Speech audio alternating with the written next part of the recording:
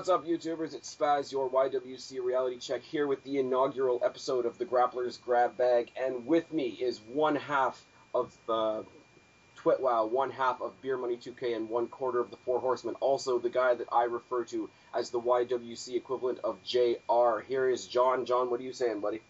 Oh man, that's quite a bit of math there, Spaz, to open up with. Come on, baby! Yes! For Beer Money 2K, looking to kill this with Spaz. Me and Spaz have been wanting to do a collaboration with each other for close to a month now, Spaz, I believe, and now we're finally coming together. We're converging at this point, simply known as Grappler's Grab Bag, the inaugural episode. We hope to kill it. I know we'll kill it. Spaz, how you feeling? I'm feeling good, man, and let's be honest with the audience, this is take two, and we worked out the math on how long it's taken us to do a collaboration in the first take. So in the last take, I tried to explain what the Grappler's Grab Bag was. Why don't you give it a shot this time? Well, pretty much it's me coming with 5 random topics, Spaz coming with 5 random topics. We hit each other with them, and we see where the conversation goes. You explained that a lot more simply and a lot quicker than I did. I rambled on it a little bit in the last take. For those of us wondering, the last take, we started the recorder and it basically said, we're not recording anything. So this time we actually are recording. That ticker is ticking away. And I believe, John, you have the first topic. Yes, and Spaz, this is something I'm quite curious about because we know you're a Jeff Hardy fan. Yes. We know you're Fave 5. Yes. But what I'm curious about... Well, with Jeff Hardy, it's technically the Fave 5 plus 1. Yes, the Fave 5 plus 1. Thank you. But what I'm curious about with you, as I'm starting to discover about myself little by little, do you have any favorite old school wrestlers from like the 80s and the early 90s? I don't know, like everybody's got their classic sort of, you got your Shawn Michaelses and your Bret Harts and your Owen Harts and Undertakers. For me, more nowadays, it's when somebody from that era shows up, I'm not specifically cheering for that person necessarily, even though I probably am, but it's more so I'm cheering for what they represent. Like, they represent an era that was different, an era that on a lot of points, not all of them, but a lot of points I personally enjoyed a lot better. Like, yes, I can't stand John Cena, but mostly why I'm cheering for The Rock is the era and the time and the enjoyment of the time that Rock represents, among, John Cena being a tool and such. Yeah. Which, guys, if you want to hear those thoughts in more detail, Spaz does have a commentary coming, the rant on John Cena versus The Rock, primarily John Cena. I mean, I'm personally looking forward to hearing it, despite our conflicting views on the Doctor of Thugonomics, so I'm sure you have many more flattering nicknames for Cena than that. He's a nurse at best. I saw what you did there. Vision was totally 2020 that time. I'm pretty sure more like the hindsight was 2020, much like whoever hired John Cena, but we're not going to dwell on that tonight. Man, you are vicious tonight. The reason I ask you this, Spaz, is that me and the Horseman just got done recording an epic commentary, the first installment of what's going to be a few parts, the 50 greatest superstars of all time, the past 30 years, to be exact. And I've already got a strike against that top 50, but I don't think we should go there right now. Yeah, not right now, but the reason I bring that up is because it really inspired me to go look at more old school characters that Ashton, Preston, and Alex had experienced and talked so highly of. And because of that video, I had discovered Jake the Snake Roberts. And I've been watching a lot of stuff of his today, from promos to matches. And I gotta say, he was the original cerebral assassin before Triple H came along. I hear his promo style, how he talks really low, almost menacing. And it's just great to see him work that crowd and work the atmosphere. And he just seemed to be such a brilliant psychologist. I've also been a big fan of Kurt Hennig, Mr. Perfect. I'm a huge Mr. Perfect fan. Starting in his stride. Now looking back on things, he was a tremendous heel, and he had one of my personal favorite title reigns because of the people he beat. Beat Eddie Guerrero, beat Booker T, beat The Undertaker. His feud with The Undertaker is my personal favorite of his reign because they had a sick last ride match, which I couldn't believe he won. But, I could definitely understand. Right? Like, this is well before I was, doing the YWC thing and discussing with a lot of other people like you, like the rest of the Horsemen, like Bone Duster, even though he's not quite as popular, like a guy like Wrestling Jesus, like Mark Pearson, who got me doing all this shit in the first place, and gave me totally different ideas on how to look at things. And realistically, at the time, JBL I thought was just a big pain in the ass. And you look back on it now, and it's like, how much of a pain in the ass was he? That's how good a job he was doing. And you know what? Yeah, he was a pain in the ass, and yeah, I would have liked to see, two of my favorite guys go at it instead. But how much did I pop? How much did I mark whenever one of my guys was going up against him and kick the shit out of him like I thought he deserved at the time? No, exactly, and that's the beautiful thing about heels like that, because the part of you that can't stomach them is in celebration when you see them get a beat down. Yeah. It's that simple. That's the art of the heel. You hate them when you have to, and then you get to rejoice in their failure. I mean, that's really what it is. The thing is, these days, when you get a guy like Ziggler, who is a great heel, but there's a lot of sort of purists out there that are like, well, if he's a heel, you're not supposed to like him. And it's like, what if I'm an asshole and I just like bad guys? Like, when Ziggler hits his prime and he holds a belt for a while, I'm going to celebrate that, and I'm almost going to be angry at whatever face takes the belt off of him. So that's going to make the face a heel in my mind, at least momentarily, because, Ziggler's the horse that I've backed at that particular moment. So it's really where the definitions of face and heel go are very unique these days, and it's not so black and white anymore. And I think that's a trend that was started by somebody like a Steve Austin. And even now, I would go as far as to say Randy Orton, because, yeah, he's not a heel by any stretch of the imagination, but he's not exactly going out there and making friends either. No, exactly. And Spaz, I think you put it brilliantly. I mean, we are in the shade of gray in professional wrestling. It's not cookie cutter anymore. It's not a guy coming out on a microphone saying that we all suck and getting booed out of the building. It's not like that these days. There's a spectrum of heel, and I think the spectrum of face, they breathe almost, because they expand and contract with the specific superstar, and it's specific, especially somebody like a Randy Orton or a CM Punk. The definition expands and contracts with their character. No, absolutely, absolutely. I mean, Orton is a face, but he's that face with an edge. He's that face that really doesn't differentiate between who are the fellow good guys and who are the bad guys, because he'll punt everyone in the skull to get what he wants. And this is why I draw so many comparisons, and people don't like it. A lot of people say that CM Punk is the next Steve Austin, and I can see it. I can see it totally. But Randy Orton has the same element about him, where it's like, if you were just his tag team partner, ask the Great Khali, you can win a tag team match with him, but you don't know that he's not going to turn around and RKO you next. And how close is the RKO to the stunner? No, exactly. I just feel like guys like that, they just bring so much to television. They're livelier characters. They're more colorful characters. It's not like he's a face, cheer him, and you got the little light that comes on that says applause, or he's a heel, boo him, and the light goes on. A heel character with that applause light as their video. That would be so epic. I could see Jericho doing that when he was like Jero trolling. Be like, applause, come on, baby. I just look at it, Spaz, and I think I'm glad we live in this age in wrestling, because honestly, how many people do you think would have been almost scared to be a fan of Sergeant Slaughter when he was an Iraqi sympathizer, especially in wartime? I feel like apparently he had his own security detail when that shit was going on. Yeah, I'd heard the same thing. But when you mentioned Ziggler, that's a prime example. I love Dolph Ziggler, and I think when you've got a heel that's so good at what they do, you can't help but love them, because you gravitate towards greatness. If you've got Hornswoggle's a face. I hate Hornswoggle. Every time he gets beat up, I laugh my ass off. So it shows. So Hornswoggle to you is John Cena to me. Yes. Yes. Oh, yes. I mean, that's all there is to it, Spaz, and that's why, tastes change. I don't think the crowd can be so easily conditioned, and I'm not saying they were in the 80s or the 90s, but, you could tell that they bought into that stuff. They bought into the white bread and milk kind of faces, and those kinds of heels that just, jaywalk across the street more than we do now, I think the thing is, as well, is there was more of a distinction back then. There were a lot more characters. It was a lot more like you were going to the show rather than seeing people fighting that you have now. Because most of the people now are people. Most of the people, and the one thing is, people have real names now for the most part. And I know that's a very small element, but it lends itself to that element of, okay, these are two real people that want to kick the shit out of each other. Not, this is so-and-so playing the part of somebody, that's painted up to look like somebody, or somebody that, does this or does that. Whereas now, I mean, I don't mean to disrespect, 80s, 90s, whatever, because a lot of the gimmicks that they had back then were great, but they were definitely characters.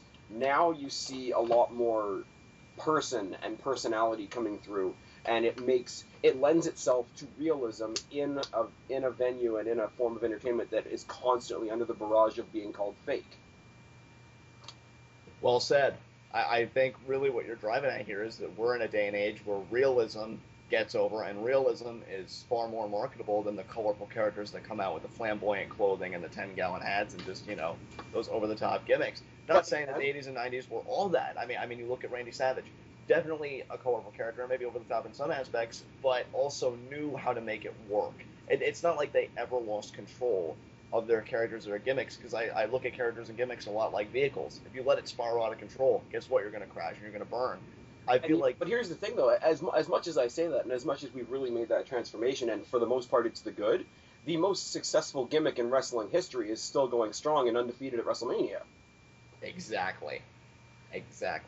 Because, we all have an imagination, and that's what's so amazing about the wrestling business and other industries like Disney World. They tap into the imagination. That's why I think they're so successful. I mean, seriously. I mean, I know the two are drastically different, no doubt, but, they're both imaginative markets. They both make their money from appealing to the imagination and appealing to the pure excitement that people get, watching combat and watching these stories unfold. It's been said many times, wrestling is a male soap opera, and there are a lot of storytelling elements that people gravitate towards, and people are like, yeah, this is what I want to see. I mean, hell, I'm a John Morrison fan. He comes out with the fur coats in August and the sunglasses and all that stuff, and you think, man, this guy looks silly, but he pays it forward, he does his business. Yeah, but nobody would have said that to Ric Flair coming out in the robes and the feather boa. No, not at all. But, I think we've had a very good analysis here of, old school characters, new school characters, and even more significantly, heels and faces, and where the line is drawn, especially in 2012. I mean, Spaz, who do I gush over all the time to you when we talk about your Fave 5? Cody Rhodes. Yeah. A 26-year-old heel who I think is so ahead of his time. Only 26 years And only 26 years old. Ow. If you were his manager, I could see you being his manager, and that would be at the end of every promo. At only 26. But the thing is, I could see you being his manager 2 years from now, and that would still be the tack at the end of the promo. Only 28 years old. No, he would still be saying 26. That would be part of the gimmick. Yeah. He would never age. And as his manager, I could see you carrying his cracked mask as a harbinger of where he's been. Exactly. This is where he's been, and then I point to a sign of the world title. That's where he's going. And he'll only be 26 when he does it. No, Peace out. No, he's going to pull some Benjamin Button shit. By the time he wins the world title, he'll be 25. Yeah, exactly. All right. Okay, so one topic took us 15 minutes. Epic. All right, my turn. I told you most of these are going to be in question format, and in this particular case, they're all about WrestleMania. It definitely isn't always going to be that way. But very simply, and I'm going to ask you this in a two-part question as far as where you think it actually is going and where you would put it if you were in charge. Shawn Michaels' role at Mania. Go. I've been thinking about this. No, I have not watched his WWE.com exclusive where he had a phone interview with WWE, but apparently he lost his cool. Not really. I watched it, and it was just like he kind of got frustrated and hung up on the guy. That's about it. Right. But I hear that, Triple H, if he beats The Undertaker, does that make him better than you? I heard that came up. Yeah. What I can see, Spaz, I bet you a lot of people are going to look at this at face value and say, oh, Shawn Michaels is going to, screw Triple H. I look at it as the opposite. I could see Shawn Michaels screwing The Undertaker, or trying to. Let me choose my words carefully. I do think Undertaker's going to remain undefeated, but I do see a run-in from Shawn Michaels that still doesn't get the job done. Why? Because if either man really can't beat The Undertaker separately, they realize the only way they can beat such a force as the Phenom is together. I mean, it doesn't even have to be about the friendship. It could just be about, collectively sharing in destroying The Undertaker. I think he's going to play that role, Spaz, where both guys are laid out. Maybe, a foreign object comes in, whatever, but both guys just knocked out. Maybe one's bleeding, maybe the other one isn't, but exhaustion clearly has, taken its toll on both guys. Shawn comes out, crowd pops huge, tries to get in the cell, manages to, maybe he has a foreign object in his hand, like chain cutters or whatever, comes in, seems like he's going to lay out Triple H. Undertaker's getting back to his feet, and then bam, hits Undertaker, sweet chin music, drapes Triple H's arm over, and he walks out, has his back turned to them, and he just walks out. He's like, arrive, sweet chin music, leave. And Mike that counts Paul. 2, and then bam, Taker kicks out. And then that's the only time we see Shawn, because I would not, and I need to really stress this, for a match as epic as this, the worst kind of booking you can do is have Shawn come out, try and aid Triple H, but then he stays there so long, he overstays his welcome to the point where you say, okay, this has now become a Hell in a Cell handicap match. Oh. This needs to be where Shawn just comes in, nails the move, gets the pop, because it's the move, and it's at a point in the match where you think, oh god, he really just killed it. And, then Triple H gets the arm draped over, and then bam, he kicks out. And that's the only role I think Shawn Michaels should play. Yeah, I don't think handicap or triple threat does anybody any good. Undertaker's streak at Mania, as far as I'm concerned, is a one-on-one thing, which is why I really, really didn't like when they had the tag team match, when it was like, what was it, like him and Nathan Jones versus A-Train and Big Show. Correct me if I'm wrong. That is correct. That is how it was. Because they weren't going to do it, but it always lent itself to the possibility of Undertaker losing the streak without being the one that was pinned. I'm very, very firmly in the camp of, it should be one-on-one. People were bringing up the idea that, okay, if Shawn Michaels came back for one more match and they made it a triple threat match, would it be awesome? Yes, it would be an awesome match. No, I don't think it should ever happen at WrestleMania. I think Shawn Michaels... And I think it is the right way to go, but I think Shawn Michaels is going to be there to elevate Triple H's already there intensity. If you, people have such various opinions of Triple H these days and everything. People don't like the way apparently he politics in the back and this and that, and he was doing now what fuck if I can speak, I swear. He was doing back then what I accuse John Cena of doing now, which I don't 100% agree with, but that's besides the point. Say what you will about Triple H, he is right up there as far as promos go. When he is in top gear, nobody beats Triple H for intensity. No, I completely agree. I thought the promo he shared with Shawn 2 weeks ago was insanity. I mean, that was a mic masterpiece. Nobody's really going to hit a foul ball when they're in there promoing against Shawn Michaels either.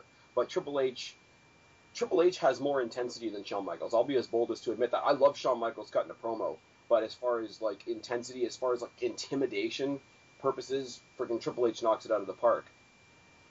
You go now and you go into guys like Jericho, guys like CM Punk and whatever, and they are magic on the mic. But I can't remember the last person I saw in the ring in that top tier main event scene that had that legitimate intimidating factor. And I'm including the Undertaker in that, with all due respect. Well, I think you're dealing with two different types of presence.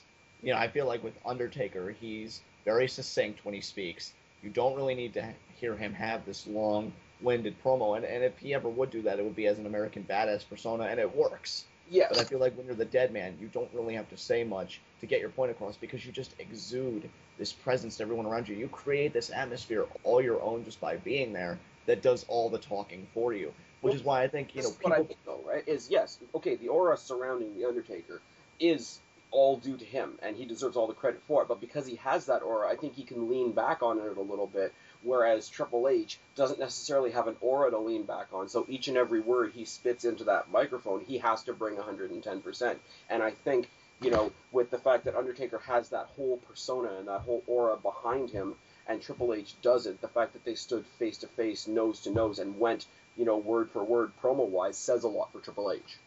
Oh, definitely. I've always enjoyed Triple H on the mic, because there are times he can be sinister, there are times he can be funny. I think he's very versatile when it comes to his mic work.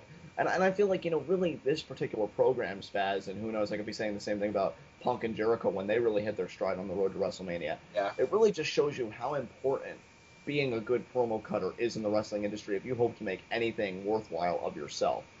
Again, I think a lot of people come down hard on Orton for his mic skills. I feel like whenever he's been on the mic, I've enjoyed it. And plus, I think his body language also says a lot. I really feel like, he's almost making promos evolve, because it's not so much what you say on a mic, but how everything else you do, what that's saying.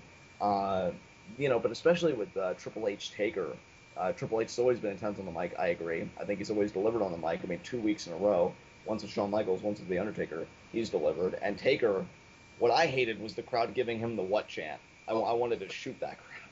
Oh god. But you know what though, I agree with you on a personal level, but on a wrestling fan level, um, I have to say, okay, the what thing is a statement on how long Austin's, presence is going to last in the world of wrestling, for one thing. On the other thing, it's like when you're a wrestling fan, when you buy that ticket, you are buying the right to cheer and boo whoever you want, regardless of whoever else likes it. And as, a wrestling fan group as a whole, nobody is immune to the fans, even The Undertaker. And that, Spaz, It's a very is a very sticky true thing. point. It's a very true point. And you consider, I mean, Spaz, honestly, I am so stoked for this WrestleMania because I just think the card is stacked. Yes, even Rock Cena after Cena's promo, and I'm very intrigued by Rock's response because apparently he said on Twitter, the truth comes out Monday. John, you have no idea. That's causing intrigue for me now. A guy who, even though We want to talk about truth for a second, and I want to delve into Four Horsemen logic for just a second. We've already established that Alicia Fox is Daniel Bryan in drag. Are we going to find out on Monday that John Cena is Kelly Kelly in man drag? well, I was originally thinking that he could be Hornswoggle's bastard child, but in all seriousness, Hornswoggle on stilts. Hornswoggle on stilts. But in all seriousness, I mean, you know my views on Cena. We do clash as far Yes. as that's concerned. I mean, I wholeheartedly respect your opinion. I even said, and I even gave a little plug, guys, be on the lookout for that video from Spaz when he does the rant on the matchup because, your frustration does intrigue me, and I always love hearing your thoughts. My thing is, People seem to like it when I rant. I don't know if that's a statement on the YWC in general or maybe you shouldn't work on your anger issues. Maybe you should just let them come out in the forefront on every video. I just feel sucks, like except this, and this. exactly. Fuck all you. Okay, in all due respect, I'm going to toss a plug back your way. Anybody who's got anything to do with an Apple or an iPod or iTunes or anything needs to download TwitWow, the podcast that you do with Ashton. Anybody that doesn't is doing themselves a disservice. But you guys, I applaud you 110%, and you know this, for always trying to put a positive spin on this. So I guess when I go and do my rant, my persona is going to be the anti-TwitWow. I'm going to The anti-TwitWow. I mean, be playing heel to our baby faces. I just feel like Spaz. My thing is when you look at, guys like that, Undertaker, Triple H, crowd winning them, whatever, and especially you mentioned TwitWow.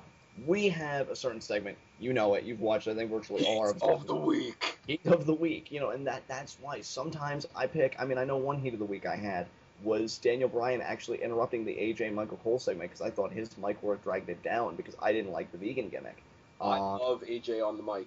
She's so awesome. But that aside, she's hot too. Like if she just shat up and stood there, I'd be a happy kid. But the fact that she's actually got something intelligent to say as well, bonus. Yeah, definite bonus. I just feel like Spaz, it's not necessarily making. I really sounded like a dick there, didn't I? It's not only making a positive out of everything. It's just making things work. And sometimes we can't. Like I've thrown up my hands up in the air with the Natalia farting gimmick. I believe Eon actually did pull something positive out of it. To which I said, "quote lies." Lies.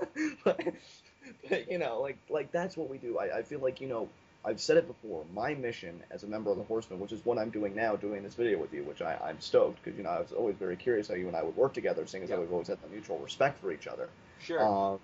One thing I always said as a member of the Horsemen, I want to make wrestling fun again. I got so tired of just coming on here, and it wasn't even that people were complaining. I mean, look, if you don't like a product, you don't like a product.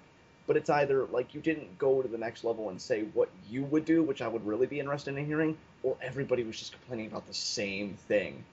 And I think the response to that is, though, and I know Alex has definitely said the same thing, but here's my point, and it's not, I'm not sure where I stand on that particular point necessarily, because the idea is, okay, these writers that are getting paid to write aren't giving us a good enough product. Now, for us to turn around and say, well, you should have done this instead, we're paying for the product, so we should be able to say at some point, not, nitpick every little thing, obviously, but we should be able to go to them and say, look, we don't know necessarily what we want, but we don't want this. Like, there is honesty, because there's a lot of times in wrestling where it's like I don't know necessarily what they would do instead, but this isn't working. Right. So But here's my just response because to I that. have a better option for them doesn't mean I can't have a negative opinion of what they're currently doing. I have a lot of, later on, sometime between now and Mania, you and I are going to do the all the awesome things WWE will never do video, and that is going to be I'm going to get shot for some of my ideas for sure. Oh, there are some of mine that I've been holding in for quite some time that I really want to put forward. But Spaz, my response to you on that is, and this is why I applaud you personally, because you bring that up. But yet you're one of the people that I don't have a problem with because your positive spin on negativity. I listened to the whole thing.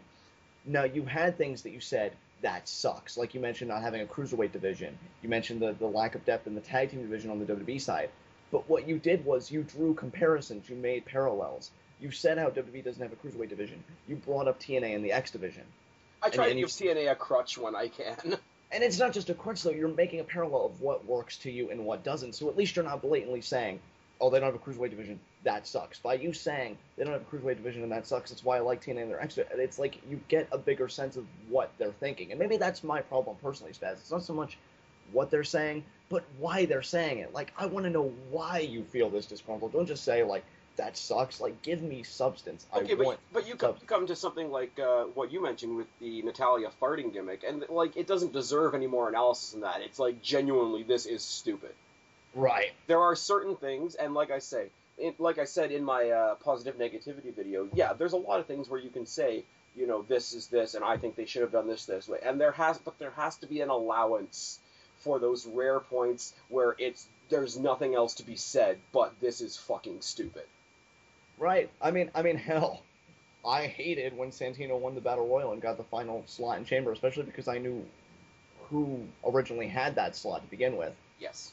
But the fact is, the one positive I could pull out of it so that the aneurysm didn't totally devour my brain and end my lifespan, only a very young 20 years old, thank you, I want to Like live. the nanomites. Yeah, exactly.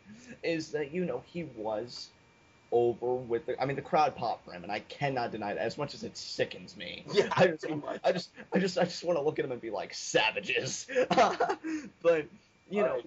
he got. I do have to say, due to the limitations of my recording thing here, we are coming up to our first little intermission, so you'll have to give me a second.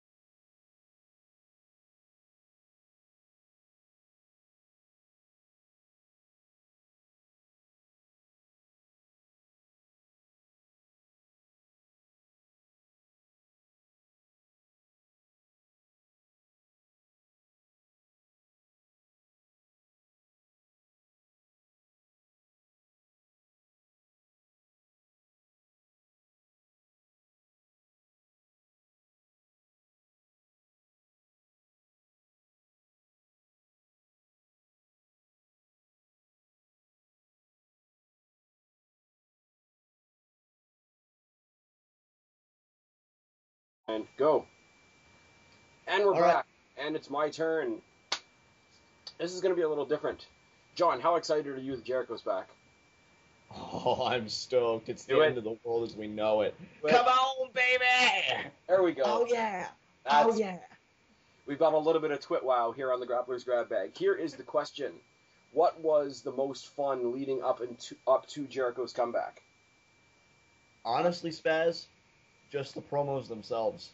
When you talk about specifically to the night that he came back, those promos were some of the most creative promos I have seen in a long time. And I've been watching this sport for 11 years. So I've seen a lot of vignettes. I've seen a lot of video packages. I've seen a lot of that kind of work. Okay, we can go this far, and I've made a point of over pushing this point in some videos that I've done. There's nobody that puts video packages together like the WWE. Oh, absolutely not. Absolutely not. With the Jericho promos being as intriguing as they were, and different, I don't know what the term I want to use here, but there were so many different spins that you could put on them, and they were so symbolic in certain senses. And I know that you and some of the other horsemen have put a lot of thought into what they could have meant and where the symbolism lies, as far as Jericho, as far as the title, as far as, his comeback in WrestleMania and all that. Does it matter to the generic wrestling audience that we have not had a direct word from Jericho explaining the videos? You know what? I hadn't really put much thought to that. Now that he's feuding with Punk, honestly, it's just yeah, those promos happened. I don't expect to be explained anything. But it's funny you mentioned that, Spaz, because honestly, I would like an explanation. Who the hell is she? Why was the kid face palming his ass off when she was writing in the notebook? Why was he writing in a notebook? I'm not. Why were they kids? Why were they kids? Don't get me wrong, I'm not retarded to the point where I need a feeding tube, but I would like some helping along a little bit here. And the thing is, it's like I said, it says a lot for WWE and their promo team or whatever that puts those together, that, they were so good that we still want an answer, even though, the answer was Jericho coming back, and Jericho is back, and Jericho is going for the title at Mania, and that's where the focus is. But those videos were so perplexing that even though it doesn't matter anymore, probably, or definitely, because we have the answer of Jericho coming back, and we have the answer of who was it, but I want to know. I want to know what the kid chasing the ball was about. I want to know why they were using, 10, 11, whatever the hell year old those kids were. I want to know who the chick was. I want to know if the boy in the video is Jericho, or is Jericho the ball, or is the WWE title the ball. Because everybody, and I've, put a little bit of thought into it, but nothing concrete enough that I made a video about it. I know you've commented on it on TwitWow on a couple of occasions, either that or on the Beer Money 2K channel, which everybody should go and check out because they are the winners of the Elimination Chamber Lottery, along with Angela, so they need to go check out you guys on Beer Money 2K. But I don't think, as much as it doesn't matter anymore, the videos were so good that I want an explanation.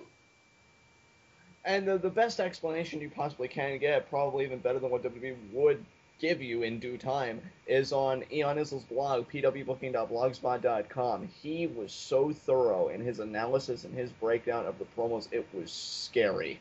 I'm reading and I'm like, my God, it all makes sense. And he actually took the time for it to make sense. And, what he said was so genius, because in essence, he said that it was a relationship between Punk and Jericho. It's like Punk was supposed to be the top heel, but he didn't want to be the top heel anymore. He was the top face, and that's why the little girl was Punk. And the kid that was Jericho was face palming his ass off in the notebook because those weren't the rules he set. That wasn't the foundation he laid as the top heel. He wanted Punk to take over. In his eyes, he was mentoring Punk. Of course, this relationship really doesn't exist, but in Jericho's mind, it's like whatever. Now, clearly, that has no potential of happening now because we know Jericho is called CM Punk a Jericho wannabe.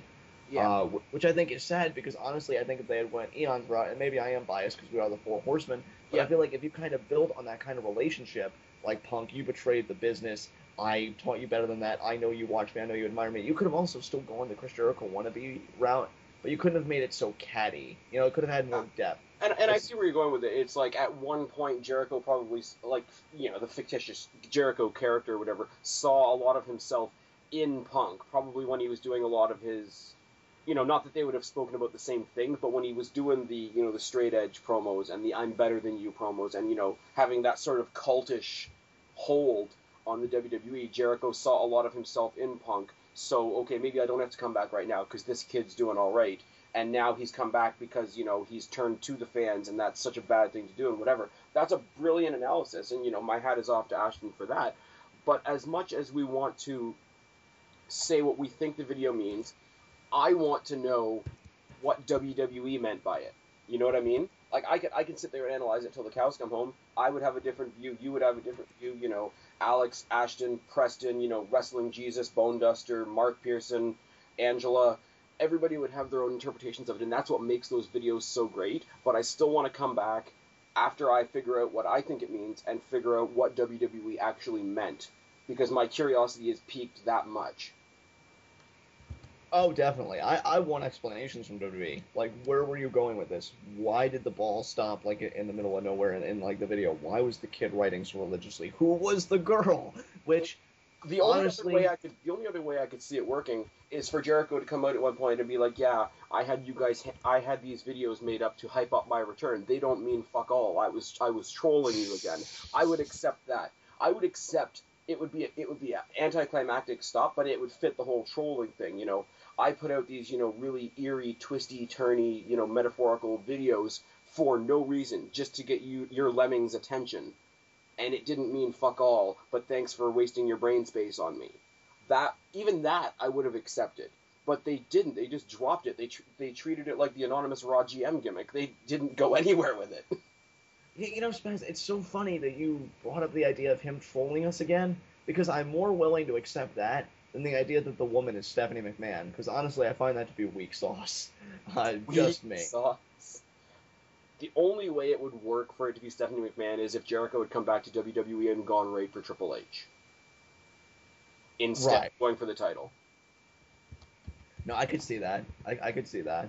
McMahon Jericho era. That's right, you idiots. We faced each other at WrestleMania 18, and now we work together at WrestleMania 28 10 years later to bring CM Punk down because he's a bigger threat than both of us. Well, at least separately. And now we've come together to bring the end of the world as you know it. Nice. Heel faction. Nice. Oh, man. And Spaz, I mean, just to kind of follow up. Join Team Laurinaitis. I'm the executive vice... Oh, wait, I'm sorry, I didn't do that right. I have way too much charisma. Wait, let me try that again. I'm the executive vice... Oh, damn it, still too much charisma. Fuck it. You're gonna kind of... way you look. I guarantee it. I love Punk. Just to get Brian for copyright infringement. That's right, Alex. He's gonna get him for copyright infringement. And then Steven Richards and the Right to Censor are gonna get them all for copyright infringement. But anyways, moving on. I just wanted to follow up the whole question with the promos. I mean, do you see Jericho bringing about the end of the world on April 1st? I want to know what he considers the end of the world, because I don't think the end of the world is necessarily him getting the world title. I think, I believe it was you guys. I can't be entirely sure. One person I've heard say that just the end of the world is just a metaphor for the end of the Attitude Era. That was me talking about an idea that my friend James, aka WBTNA on my life, which people should check him out, brought forward, because he said, people are going to start thinking we're selling ad space in this video. Yeah, selling ad space. We should sell ad space, seeing as Google AdSense fucked me over. But anyways, fuck Google up the ass. With a tire iron covered in barbed wire and vinegar. Damn, let's get a little risque there. I am not G. Little kinky there, don't you think? I'm being Austin to YouTube's John Cena. That's never gonna die, is it? No. Spaz versus John Cena, WrestleMania 32. If Mania ever wants to come back to Canada, I'll take on John Cena. I'll just hold a paycheck in front of his face and tell him to lie down. God. Oh my god, what do you get when you rip the balls off of a bull? A cow. Cena. You're gonna have to stop, or else I'm not gonna be able to finish this video. John Cena and Vicky Guerrero are going to give birth to a foot and show Mae Young and say, this is how it's done. You just don't know, do you? Nope. I know no limits, sir. But here's my thing, Spaz. And you're going to bring me back on point. He talked about how we've got Triple H versus Undertaker in Hell in a Cell. He talked about how we have Jericho versus Punk. He doesn't see Jericho winning. He sees Punk retaining. He sees Taker going 20-0. And he says the end of the world as we know it, because Jericho supposedly is going to, go back to Fozzy in May, is that's what it is. The end of the world as we know it. Because he said those promos could be applied to all three guys. Yeah. And honestly, the more I think about it, the more he's right. Because who's to say the little girl isn't this generation of talent? And maybe that notebook was a code that the locker room of the previous generation said about the business and how we govern ourselves. And they wrote an entirely new set of rules. Maybe hunger was taken out and then complacency was put in. And maybe they feel like the new generation is complacent.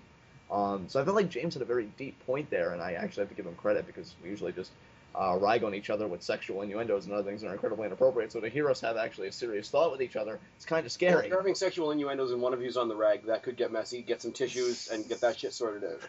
I saw what you did there.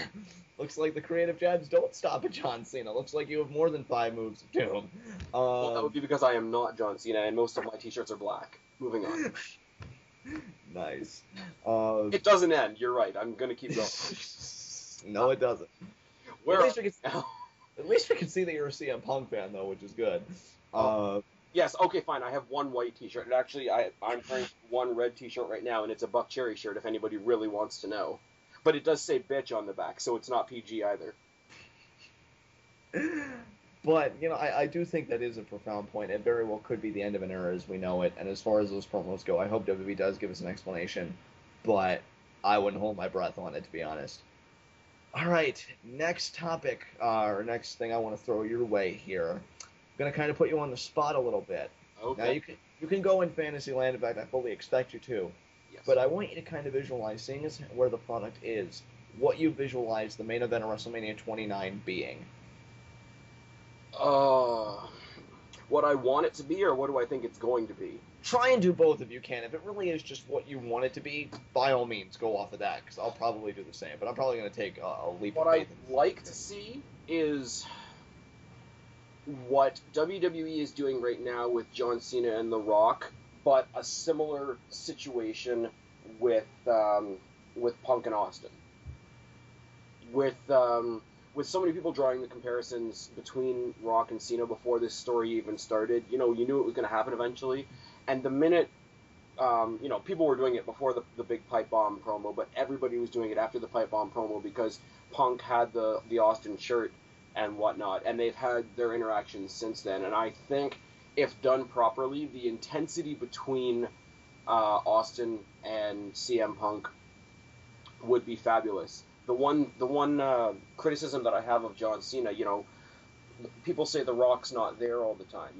He's left us and he's doing everything via satellite, whatever. The one positive about that, if I can put a positive on that, is when you've got somebody that's not there all the time versus somebody who's there every week and giving you the same old shtick, I'd rather take the guy that's only there every couple of weeks because it doesn't give me a chance to get sick of him. And I don't think those same things would apply with an Austin and a Punk scenario, because Austin, like The Rock, would not be there all the time. Now, is Austin going to get the flack that The Rock is getting? Obviously not, because some of the fans out there are fickle as fuck. But Austin would deliver when he needed to. Austin, all he has to do is show up. He's in the Rock category like that, and even surpassed the Rock. I'm willing to say that, because it is Austin, and he's pretty much untouchable. Austin, all you have to do is announce that he's showing up. And Punk, yes, not every one of his promos hits the nail on the head, but I can't see a lot of promos of his being the same twice. And I think even if they announced it early, I don't think they would announce it a year in advance. I think WWE sees the major problem with doing that this year, because people, even if they're a fan of The Rock and John Cena, are sick of hearing about it, and they're like, please put on the fucking match. We're tired of hearing you talk. We're tired of hearing, 10, 20-minute, highlight reels of John Cena verbatim in every other pay-per-view and every other episode of Raw and SmackDown and whatever. I don't think you would need that. I don't think the match would need to be legitimized as much with a Punk Austin type scenario. I think if you announced it sort of, SummerSlam, maybe, if they have some sort of altercation at SummerSlam, and then one of them gets in the other's face, say at Survivor Series, Austin comes in and costs CM Punk the Royal Rumble, and there's your pathway laid all the way out to Mania. What I think is going to happen, unfortunately, and this is kind of gonna tie into a question I have later on here for you, so I'm not going to dwell on it too much. I think next year's WrestleMania, only because The Rock has already announced that he's going to be part of WrestleMania next year, I think there's going to be bullshit in this year's Cena Rock match. I think Cena's going to win, and I don't want to see it, but there's going to be some shady means to it, and I think they're going to give us a rematch next year. I really don't want to see it, but especially when they've been doing stories like The Streak, where they had back-to-back Michaels and Undertaker rivalries, which were great and which were received fabulously, as they deserve to be. I think WWE is getting it in their heads now that people don't mind rematches year to year, when really it's because those particular guys put on great matches. I think they're going to, in all honesty, I can see it clear as day, clear as a truck hitting me in the face. They're going to hit us over the head with Cena Rock 2 next year, and I'm going to want to put my head in an oven. What do I want to see? I want to see Punk Austin. I think they would deliver fabulously, and I don't think they would have to oversell the match, because the match sells itself. What do I think we're going to see? We're going to get beat over the head with Cena and The Rock for another year. As far as what I believe we're going to see, I'm inclined to agree with you. I would love a swerve, Spaz, and I would love to see us get, if Undertaker was to maybe go 21 and not stop at 20, which I do believe this is his last WrestleMania, for the record. Unfortunately. But I would love to see like a swerve and have it be Rock versus Taker. How insane would that be if we think we're going to get Rock Cena 2, and all of a sudden we're going to get Rock versus Taker for the streak? Because Rock, at one point when he beat Hulk Hogan the second time, I remember he cut a promo saying that he had done it all and he had beaten them all, and there was something left for him to do. Well, the streak's something that you haven't done, and that would give him something to do.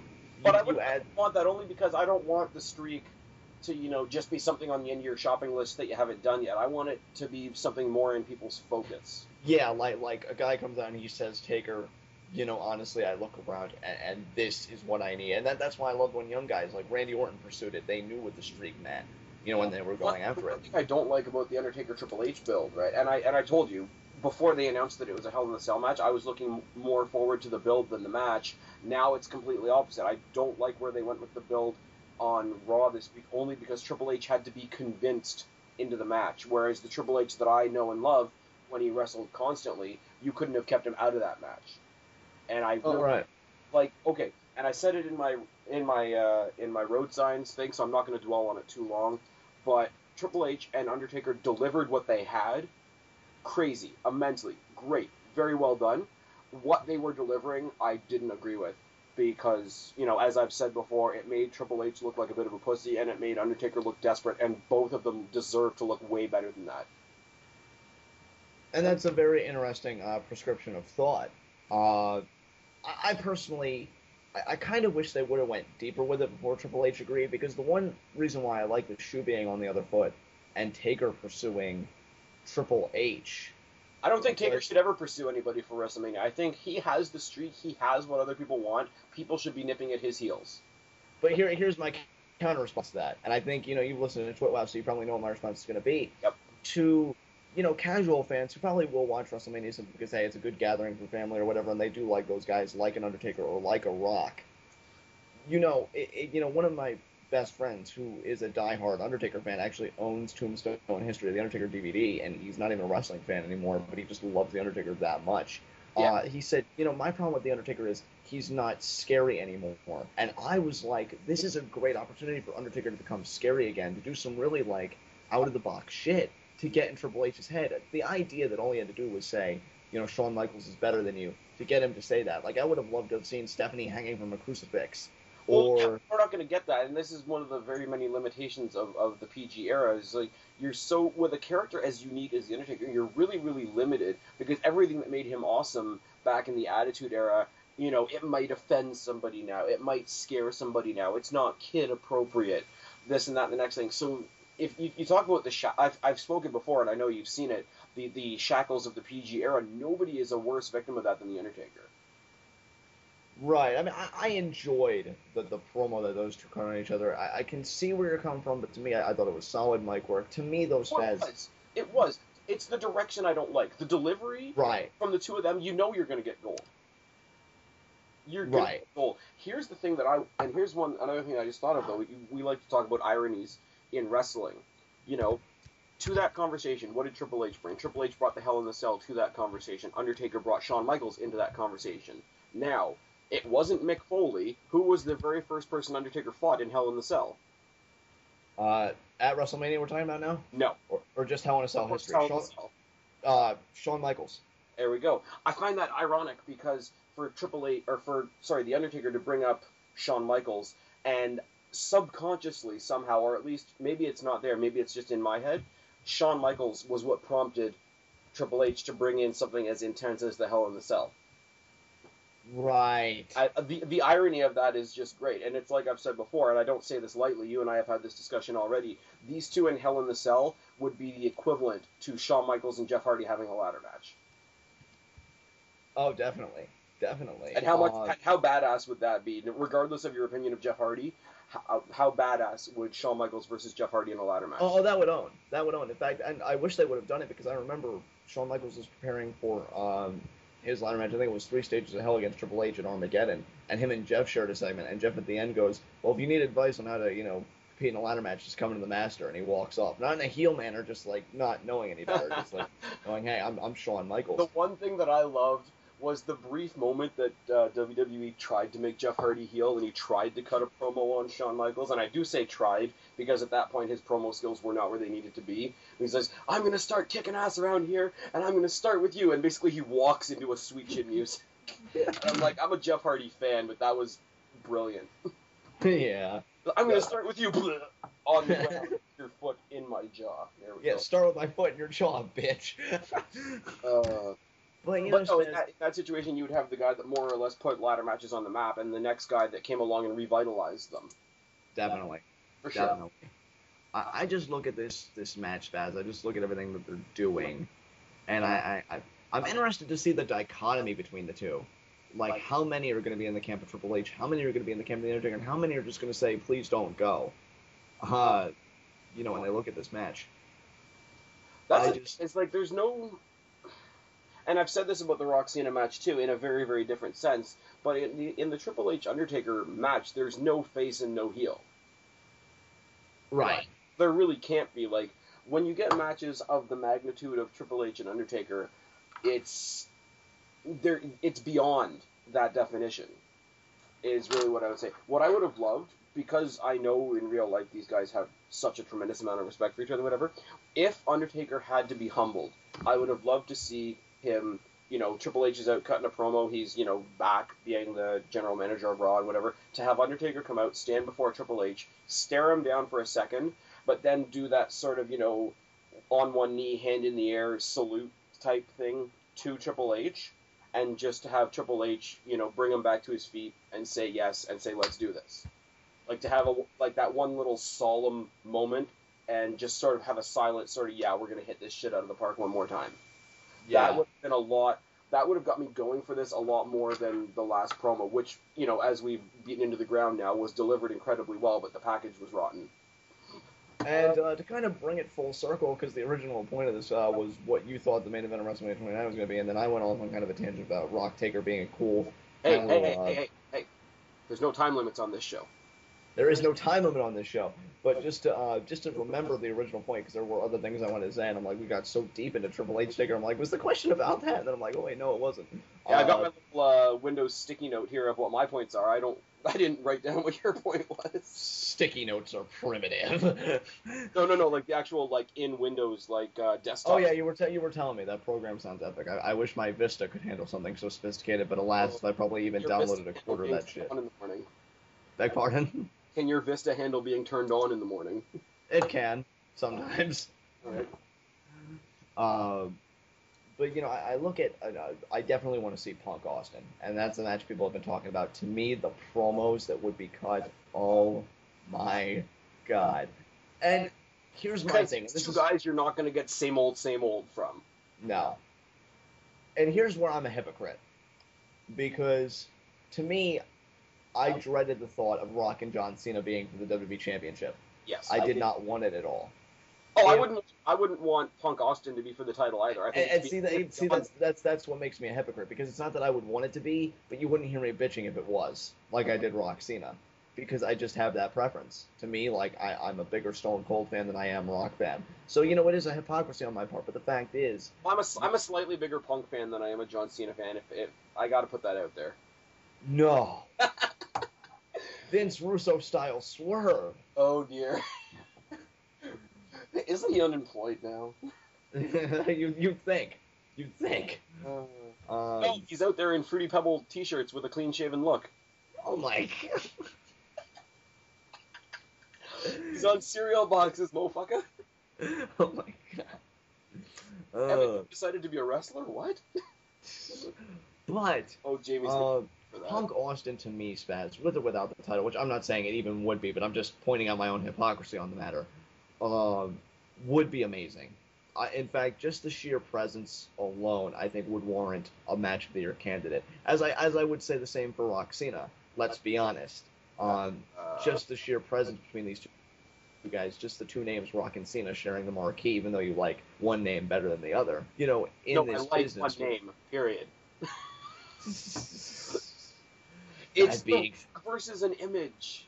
That's all it is. It's Rock versus Hogan 2.0. But the fact is, Rock versus Hogan 2.0, almost stumbled there, is creating a lot of buzz.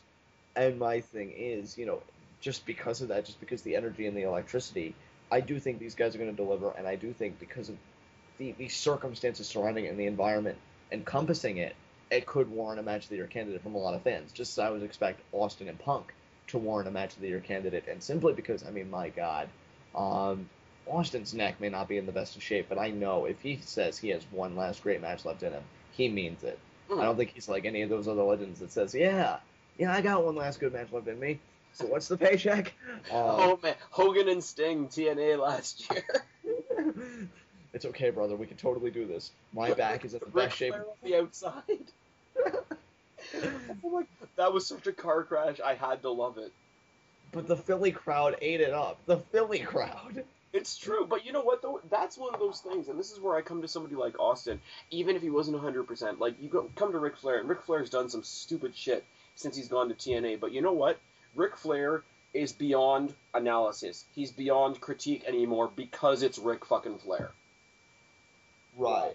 And I wouldn't even necessarily give that moniker to Hogan, but Ric Flair is Ric fucking Flair. Every once in a blue moon, okay, he's not going to put on a 5-star match, but every now and then he does pull out something that you didn't see coming or something that you wouldn't have given him the credit of being able to pull out.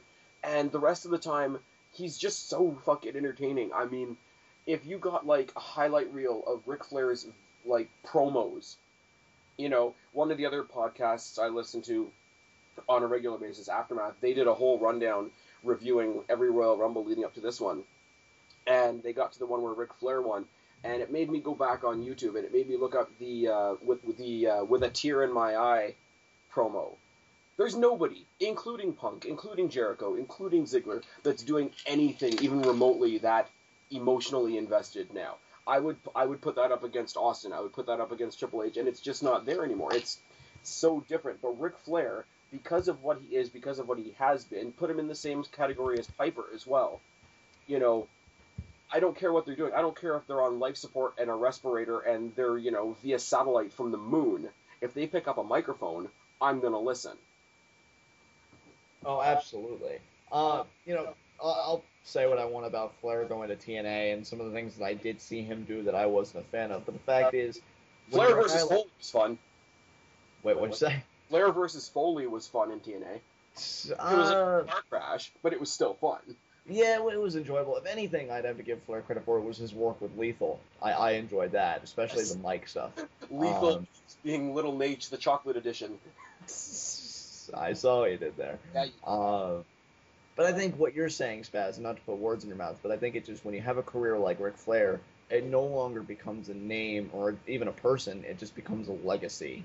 And that's what Flair is. He's a breathing legacy. Love him or hate him. You know, I mean, who else has 16 world titles? Who else is, you know, really... Sadly, John Cena will. I can see it. I can see it too, and I don't know if you saw my video on that matter, but I do not want it to happen. But when it becomes a game of just one-upsmanship and stuff like that, when you're saying when you gave him that many title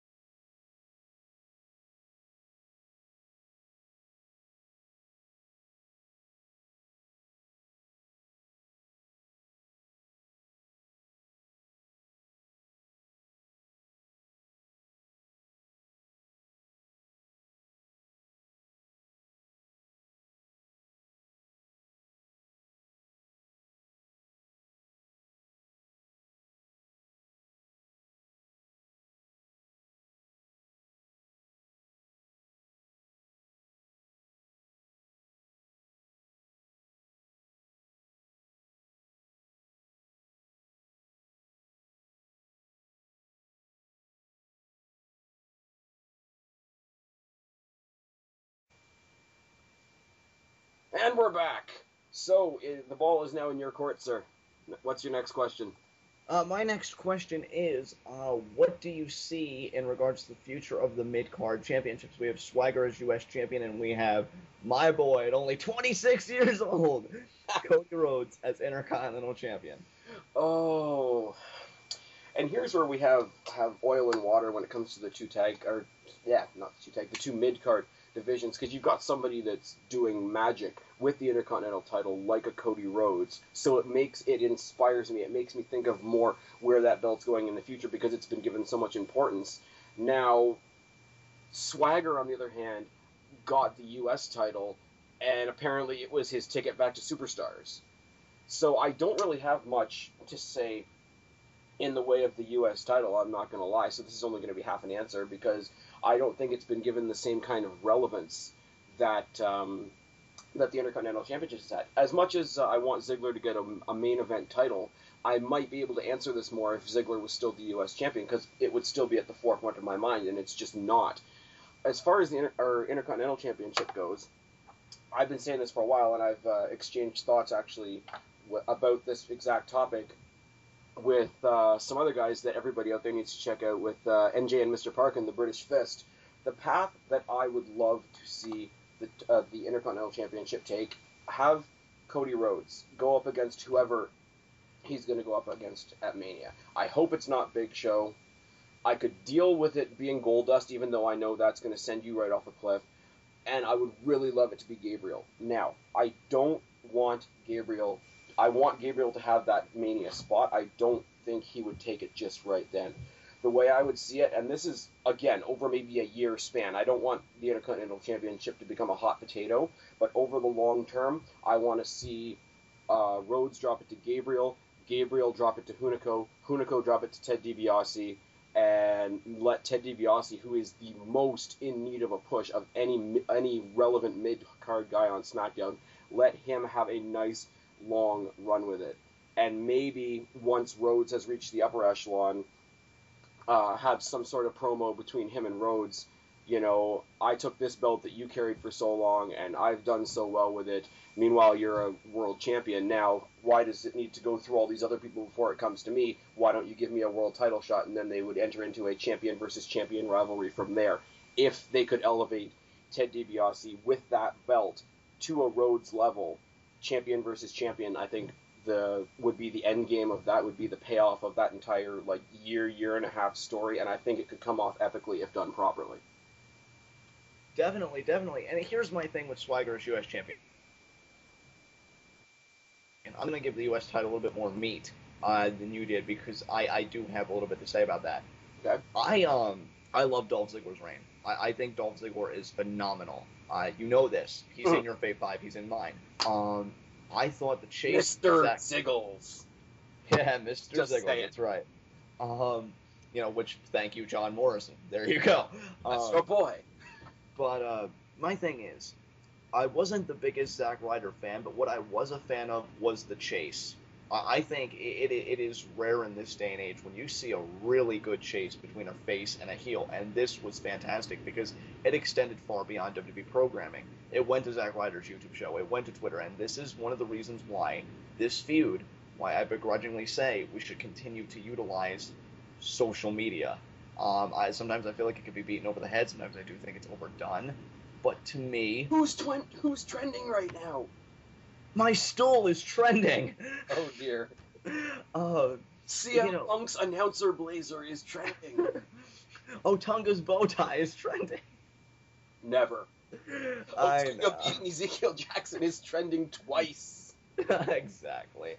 But my thing is, Spaz, you have Zack Ryder do this great chase, right? Wins it. The crowd pops big. The father's in attendance. They've created a moment. They've created an atmosphere, which, when we talked about the business of WWE earlier, I think one of the reasons why it's such a cash cow, like the other businesses I mentioned, it creates an experience, and that's where the money comes from. When you can go home and you can say, hey, I saw a U.S. title change hands to a guy who was chasing his ass off for it. But then we get Swagger coming in and beats Ryder for it. Now... And then he's relegated into obscurity with the belt. Yes. Now here are my two prongs, okay? One, and I still can't really let this go. I understand Zack Ryder dropped it in very dominant fashion because it took 3 gut-wrench powerbombs, which is unheard of, to beat him while he was injured. Yeah. Okay, that makes somebody look like a monster. I get that. I respect that. I still Especially can't if let... it's the vanilla gorilla. Exactly. But my thing is, Spaz, and just call me, I guess, a sentimentalist, call me, whatever. I can't see somebody doing all that chasing just to have it ripped away like that. Now, here's where the good thing comes in. Mm. I do feel like this issue hasn't been resolved. I feel like when Zack Ryder puts this Eve nonsense behind him, his first priority will be to regain the U.S. Championship and be a 2-time champion. Yeah. When that happens, what I would like to see, and as Eon has been adamant about on Twitwow's past, see Del Rio get relegated to the mid-card briefly and have a feud over that title with Zack Ryder. Because, I mean, I like Del Rio. I mean, I don't hate him by any means, but I cannot buy him as a main eventer again if they stick him right back in that spot. I feel like we've given him 2 tries at it. Both tries have really rubbed me the wrong way. We need to do something different.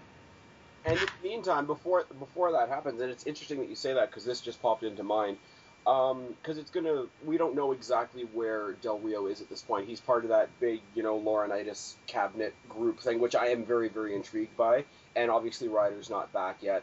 And, other people are all going wherever they're going for Mania.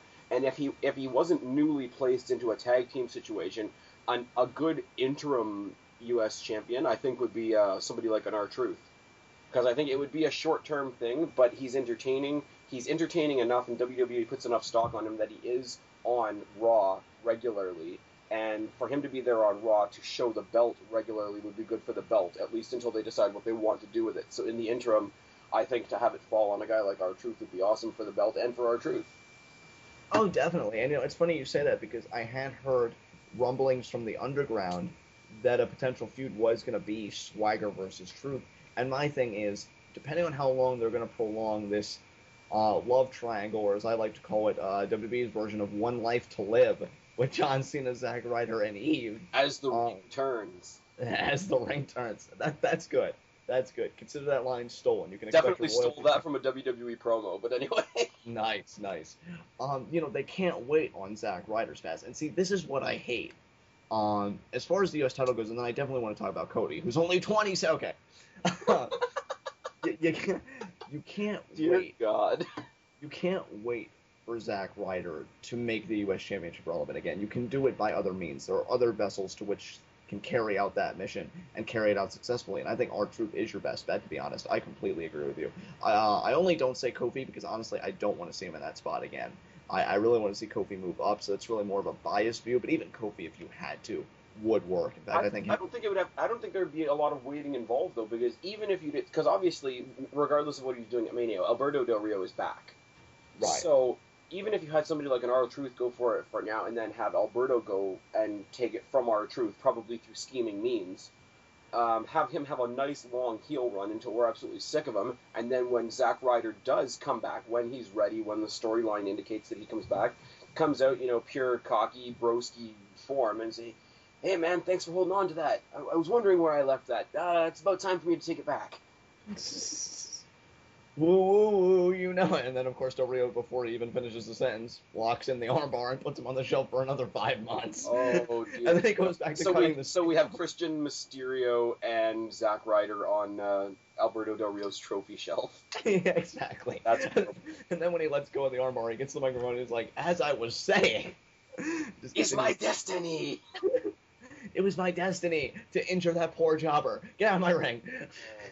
But what he did have with Ziggler was with the whole Ziggler versus Ryder situation was a very unique dichotomy in the fan base itself, because we talk about the unique dichotomy in the fans as far as John Cena and The Rock goes. I mean, there's the ones that agree with me and then there's the ones that are wrong, but you have people that appreciate what an awesome heel Ziggler is and what a great top tier talent he is, and then you've got the people that chose Ryder as the sentimental favorite, back in the underdog type of idea, and I think it was not necessarily everybody was in Ryder's corner, but it was a feeling that everybody was legitimately happy for him.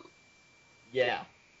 And this is where we go back and in the 5-way elimination chamber review that we had, We had, I believe it was either Eon or Alex that said, that was the psychology behind the whole Santino big pop and big push in the SmackDown Elimination Chamber. My problem is Santino's so bloody goofy. If you wanted to do an underdog story, there's a lot of other guys that you could have put in there with a legitimate, underdog moment without it being so goofy. And I think Zack Ryder played that to a T, and I think it was one of the things that made TLC the absolute, apex perfect moment to end 2011 with all those new champions. Oh, absolutely. And then the photo that surfaced afterwards of all the new champions and, just all saying, it's a new regime is just, to me, iconic and really just symbolizes the new age that WWE is really trying to capture. And, again, because of champions like Dolph Ziggler and, even Jack Swagger, who I'm waiting to see something develop, I mean, I am loving the mid-card. And as far as Cody Rhodes goes, it's funny that you say you don't want Big Show, because here's why, and I've been really meaning to have it out with you on this regard, and I think this video is the perfect place to do it. I think I know where this is going. Big Show to me, and I'm actually not even going to bring up Goldust. Okay, that's kind of a lie. I may bring up Goldust. Just going to put that little safety net under there. Nice. Big Show to me, I've really enjoyed his work in late 2011, going into 2012. I think he's done tremendous. Honestly, he made me eat crow. Because I remember when he was the contender to Mark Henry's championship, I got on my soapbox and I was saying, no, this is all wrong. This is all backwards. What about Sheamus? What about Sheamus? And, I was What about me? What about Raven? What about Sheamus? But, Big Show gets the shot. And I think these two, all things considered, had, great matches for the World Championship. Especially, big man matches I'm not a fan of by any stretch of the imagination. And I'm not a fan of the David and Goliath story, generally speaking, either. My problem is when you compare it to the whole Big Show in the main event scene, right? There's a couple issues I have with him going for the Intercontinental Championship. First of all, I think the reason that friggin' Daniel Bryan and Mark Henry and Big Show happened was because all of the casual wrestling fans that don't necessarily know how great Bryan is, and that sort of thing, they needed Daniel Bryan to accomplish some amazing feats to get him that, that eye-popping moment to make it believable that he was becoming the world champion. The thing with me is I don't think Cody Rhodes, with how great he already is, and people already know that he is, I don't think he needs that mountain to climb. I don't think he needs that dragon to slay. I think he needs legit contenders. I think he needs to have more matches against a guy like Daniel Bryan, against, even if they bring back, Sin Cara, against, even though it would be heel versus heel, how good would Rhodes versus Ziggler be? You bring in, when Preston blows his load over Rey Mysterio coming back, Rey Mysterio versus Cody Rhodes, there's a conflict that already exists. The idea that he needs a mountain to climb to get noticed, I think is an afterthought at this point. And the second part of it is, I have to believe, for an Intercontinental Championship feud, I have to believe that the contender is thirsty and hungry for that belt. Big Show's a multiple-time world champion. What would make him hungry for the Intercontinental Championship? That's my two problems with that particular scenario. And let me address with my counterpoints as to why I like Big Show. First of all, definitely one of the most over baby faces on the particular SmackDown brand. The SmackDown audience, he definitely makes that great connection. Crowd pops big for him. The kids love him. Of course, he gives little hats, whatever he's like. I'm not doubting that. Please let me put that out there. He is an attraction for sure. Oh, definitely, and that's one reason I like him too. And this is where my little dig at Goldust comes in. I swear I'll be good. Is that unlike Goldust, and I'm saying this as nicely as possible, Big Show is relevant. Because up until this point, all Goldust has done was he cut that promo as Dustin, which that quickly fell flat as soon as he got the beautiful disaster to the face, which made me laugh my ass off because I have a morbid sense of humor.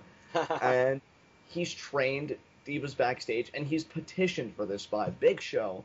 And here's where the motive comes in, Spaz. It's not directly related to, I want to be the Intercontinental Champion because of its lineage, because it's the Intercontinental Championship, which I agree. It's always great to have that kind of drive. Yeah. But for Big Show, it's more of a game of tit for tat. You're going to humiliate me and talk about my lack of WrestleMania moments. Well, how about I deprive the one thing that matters to you most on the biggest stage of them all, that Intercontinental Championship at WrestleMania. So it's more a classic storyline of, I'm going to destroy you. And I feel but when it becomes a revenge story, regardless of how important of the fact that it is for the Intercontinental Championship, if it becomes strictly a revenge story, the Intercontinental title becomes an afterthought, and that buries the efforts of Cody Rhodes from the past year, and that's a really dangerous line to walk. See, and this is where I disagree with you to an extent. I can see what you're driving at, and I think with other champions, it would be true, and this is where Cody's fantastic. We know what that Intercontinental Championship means to him. We know the kind of vehicle he treats it as, because you see him in promos. This Intercontinental Championship is going to be the baby that gets me to pull a Warrior, because he wants to hold on to it long enough where he wins the world title as well. He talks There's about a difference between him and Warrior. When he cuts a promo, you can understand what he's saying.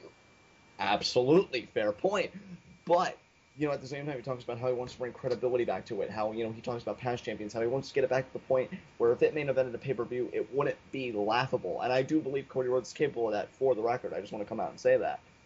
So when you hear him talk about it, when you're Big Show, and here you are getting made fun of for being the reverse Undertaker or losing to a sumo wrestler. I do love those promos. I will say I love the promo work that Cody Rhodes is doing leading up to it. And the one thing that just popped into my head right now, and I don't know why I just suddenly thought of William Regal and the Brass Knucks, but do you remember when William Regal knocked out Show with the Brass Knucks, and then Show fell on him for the victory? I think I do remember that. What I would love to see as such an offshoot of that would be Cody Rhodes pulls off a beautiful disaster kick with a set of brass knucks in his knee pad. That would be insane. That's actually quite a clever spot if they could pull that off. But see, like Spaz, that's my point. I guess that's why he started wearing knee pads. Yeah, there you go. It's a matter of Cody Rhodes' pride and the Intercontinental Championship. Cody Rhodes has made it to the point with his mic work that they're synonymous. So Big Show attacking Cody Rhodes' pride would entail him to have to tackle the Intercontinental Championship. So honestly, it means more on that psychological level than just it's the Intercontinental Championship. Ricky Steamboat held it, Don Morocco held it, The Rock held it, Stone Cold held it, blah, blah, blah, blah, blah, blah. It's, I'm going to hurt Cody Rhodes, and I'm going to hurt him where I can hurt any man the most. It's not with a punch to the face. It's not with a kick in the balls, though that is quite painful. It's at the pride. And that's what I feel like this is going to be about. Ask Sting and Bobby Roode about how much a kick in the nuts hurts. But... Yeah, really. It's like their weapon of choice. Exactly. Sorry, tangent. But, Spaz, I can see where you're coming from, and to a degree, I can't say that you're wrong. Like, no, Spaz, you're wrong. It doesn't take a backseat at all. It's totally in the driver's side. No, it does, to a degree. I don't think enough to the point where the Intercontinental Championship becomes an oversight or an afterthought. I do believe that does maintain kind of a main focus because that's what it's about, the Big Show, because he knows what being the Intercontinental Champion means to Cody, and Cody has done a tremendous job of illustrating that with his mic work. He knows that's where he's going to hit him hardest, and that's why, please, for the love of all things that are sacred, do not let Goldust touch this. And if he does, I hope Cody Rhodes tells Goldust where the country crock is because he knows where his bread is buttered. All right, and get his ass out of the Yeah, I went there. Buddy, the metaphor machine. I can't even touch that. But here's where I will actually stick up for Goldust. It's not my number one choice for a Mania match. No matter how good or bad it is, I'm always a sucker for a family story. Whether it's the McMahons, whether it's the Harts, whether it's Undertaker and Kane, there's always an intangible when it's a family story. And I like that. And if you want to throw in the fact that Goldust is a former Intercontinental Champion, then do that. You got Cody Rhodes cutting promo. I'm holding this belt better than you ever did. You want to go family promo? I'm representing our family with more dignity and more class than you ever did as your, flaky Goldust character, whatever, and at least I didn't have to go over to the other at least I didn't have to go over to the other company when things got stale here. There's so many opportunities for promo there. Or my prime choice is get somebody like a Gabriel. You've always got a more intense story, like I say, when you've got somebody who's actually hungry for the championship. You've got Cody Rhodes being cocky and be like, what the hell is this? Who's this guy who showed up yesterday and thinks he can get a shot at my title? And you've got, everything else. You've got Cody Rhodes at 26 years of age, potentially already being good enough to be another young talent's legitimizer, and I think that says miles and yards for the abilities of Cody Rhodes to be at the point in the career that he's at and already be legitimizing other people. It's so weird, Spaz, because here's another point I want to make when we talk about Cody Rhodes, which I think this is a fabulous discussion we're having on a kid who, we already know how old he is, so I'm not going to do that shtick again. But 27. He is 47, clearly. But we know his abilities. We know how Hogan's ahead of him. Exactly. How ahead of his time he is. Here's my thing.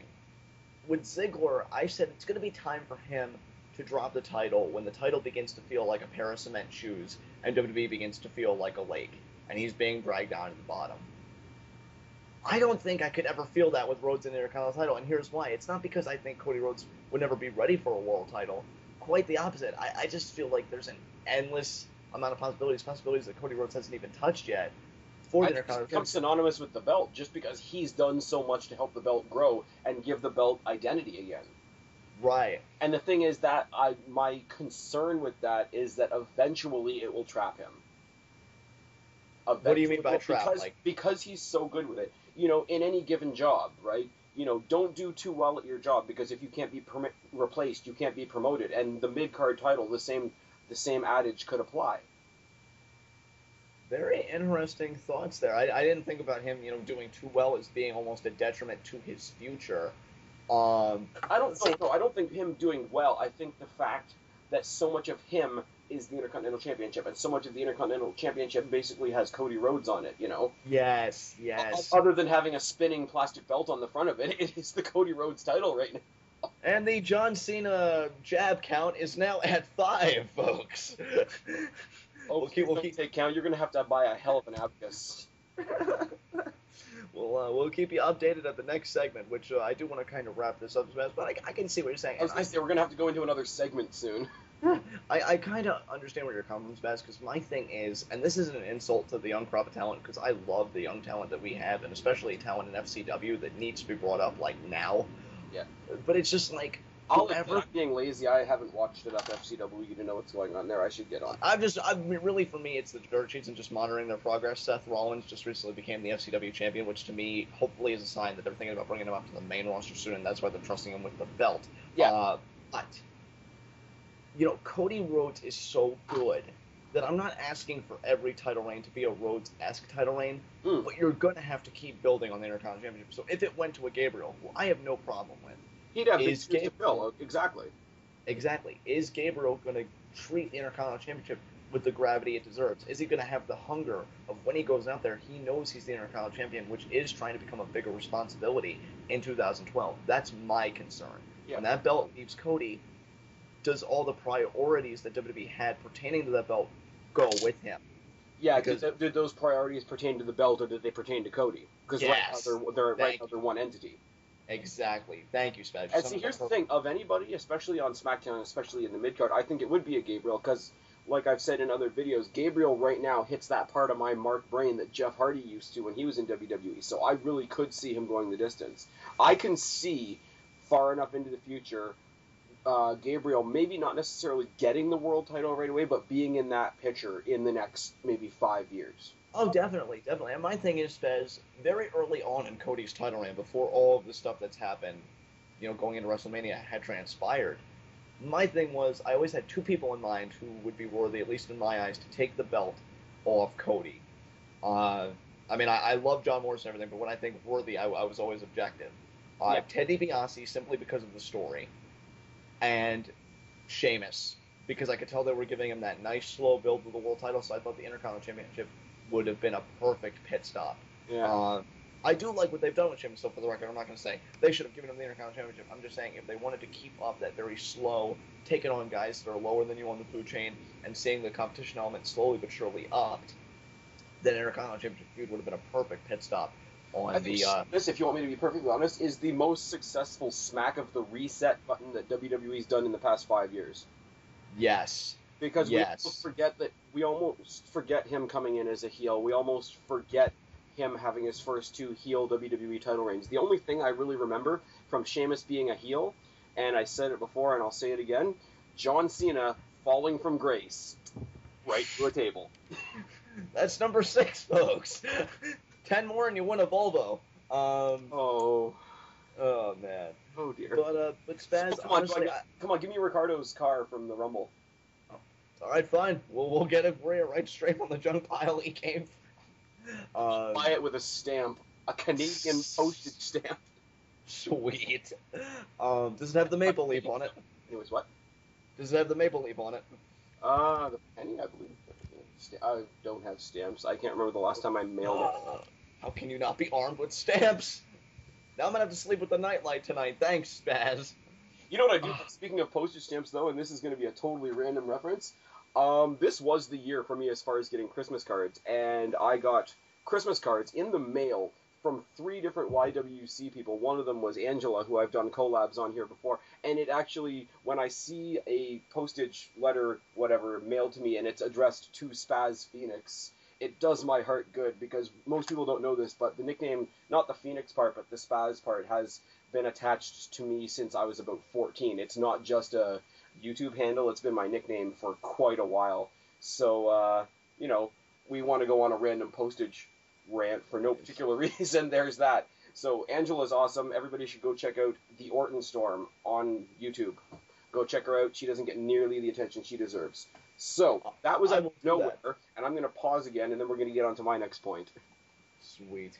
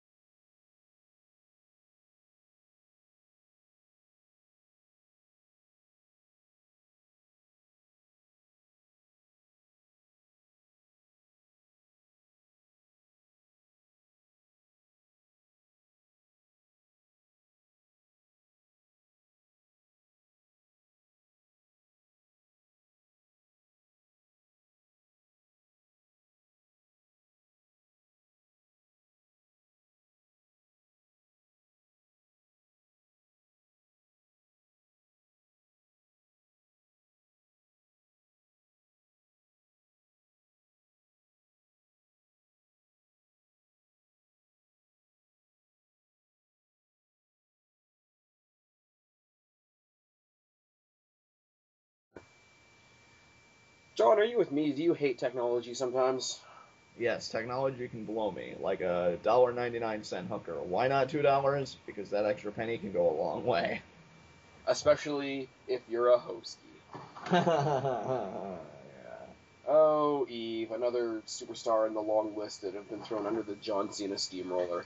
Anyways, my next question for you, sir, is very, very simple, and will probably go in a million directions, because I know you've already done a topic similar to this along with Alex, and if we haven't plugged him yet, everybody go check out Deluxe, man. But my question for you, very simple. We've only got a couple weeks left to go until Mania. Where do you see The Miz?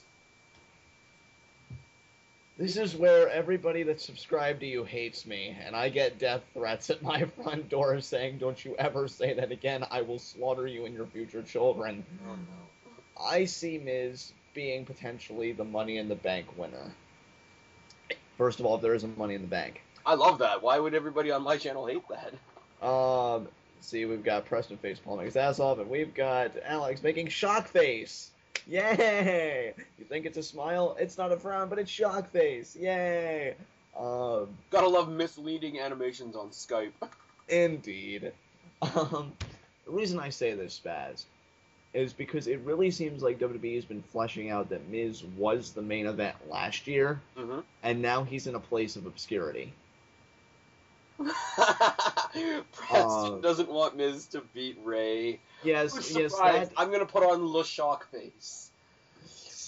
But I mean, of course, everybody and their mother is shocked by that statement. That if Ray, because Ray did express interest, if there's a Money in the Bank match and he is back by WrestleMania 28, he would want to be in it.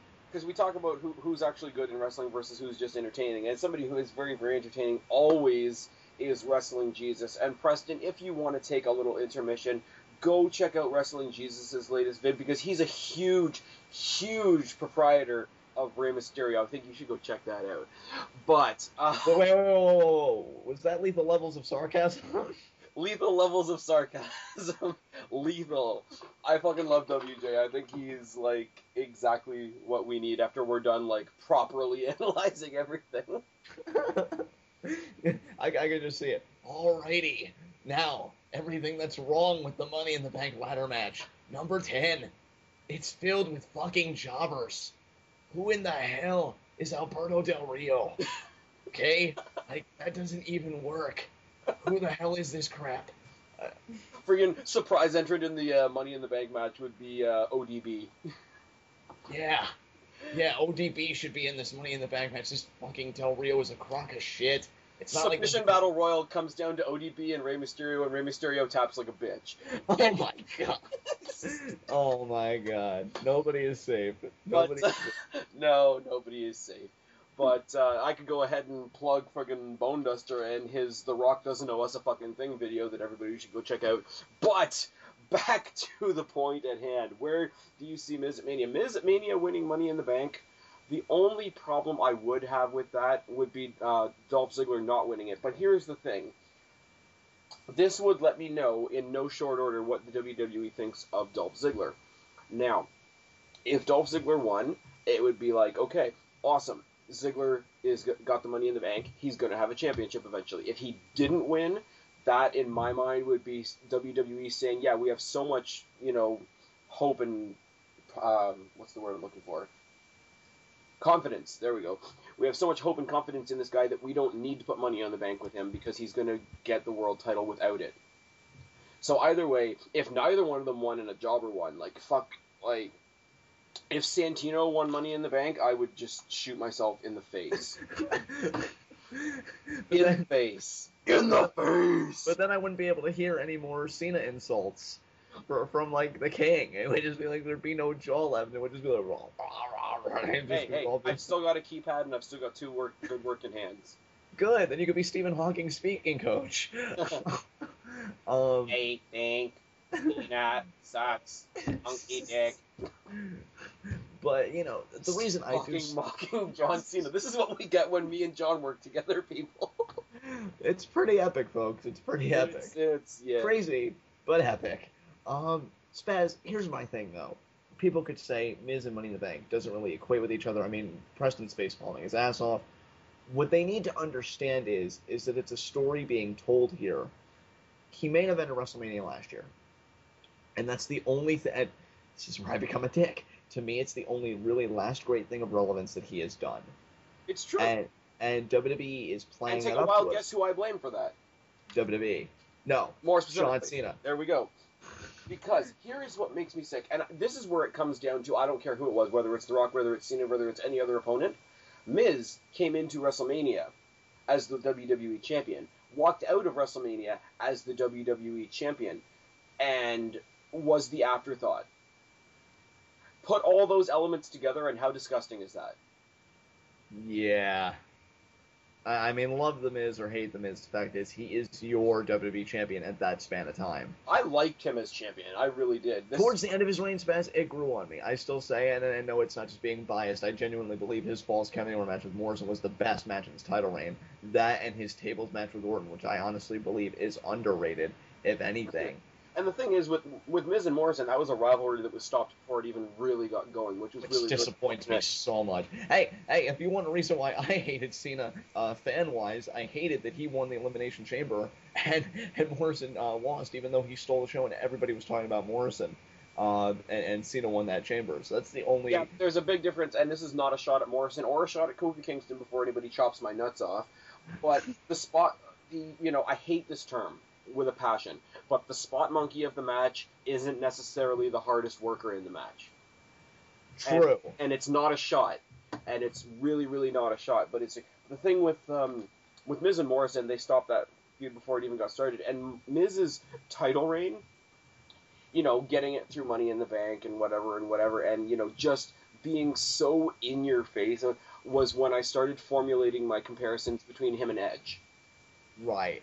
Because a lot of people didn't want to get behind Edge, especially when he became an asshole. Like when he was the mysterious dark guy, coming through the crowd, and all his Titantron was him like running through the streets of Toronto and the subways and all that, and he was that creepy cool guy. Everybody loved him, and when he first made that big turn to just being a real fucking prick, a lot of people didn't like him. And I think Miz has started out that way, and he's gonna grow from there if WWE lets him. But no.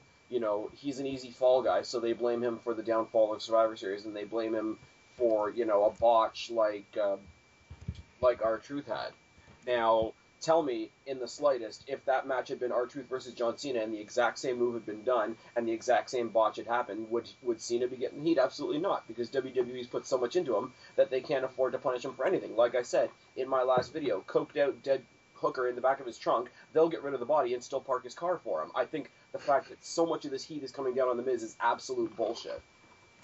I mean, you saw me and Alex's video on The Miz, which I hoped you liked that, because, it was amazing. Good.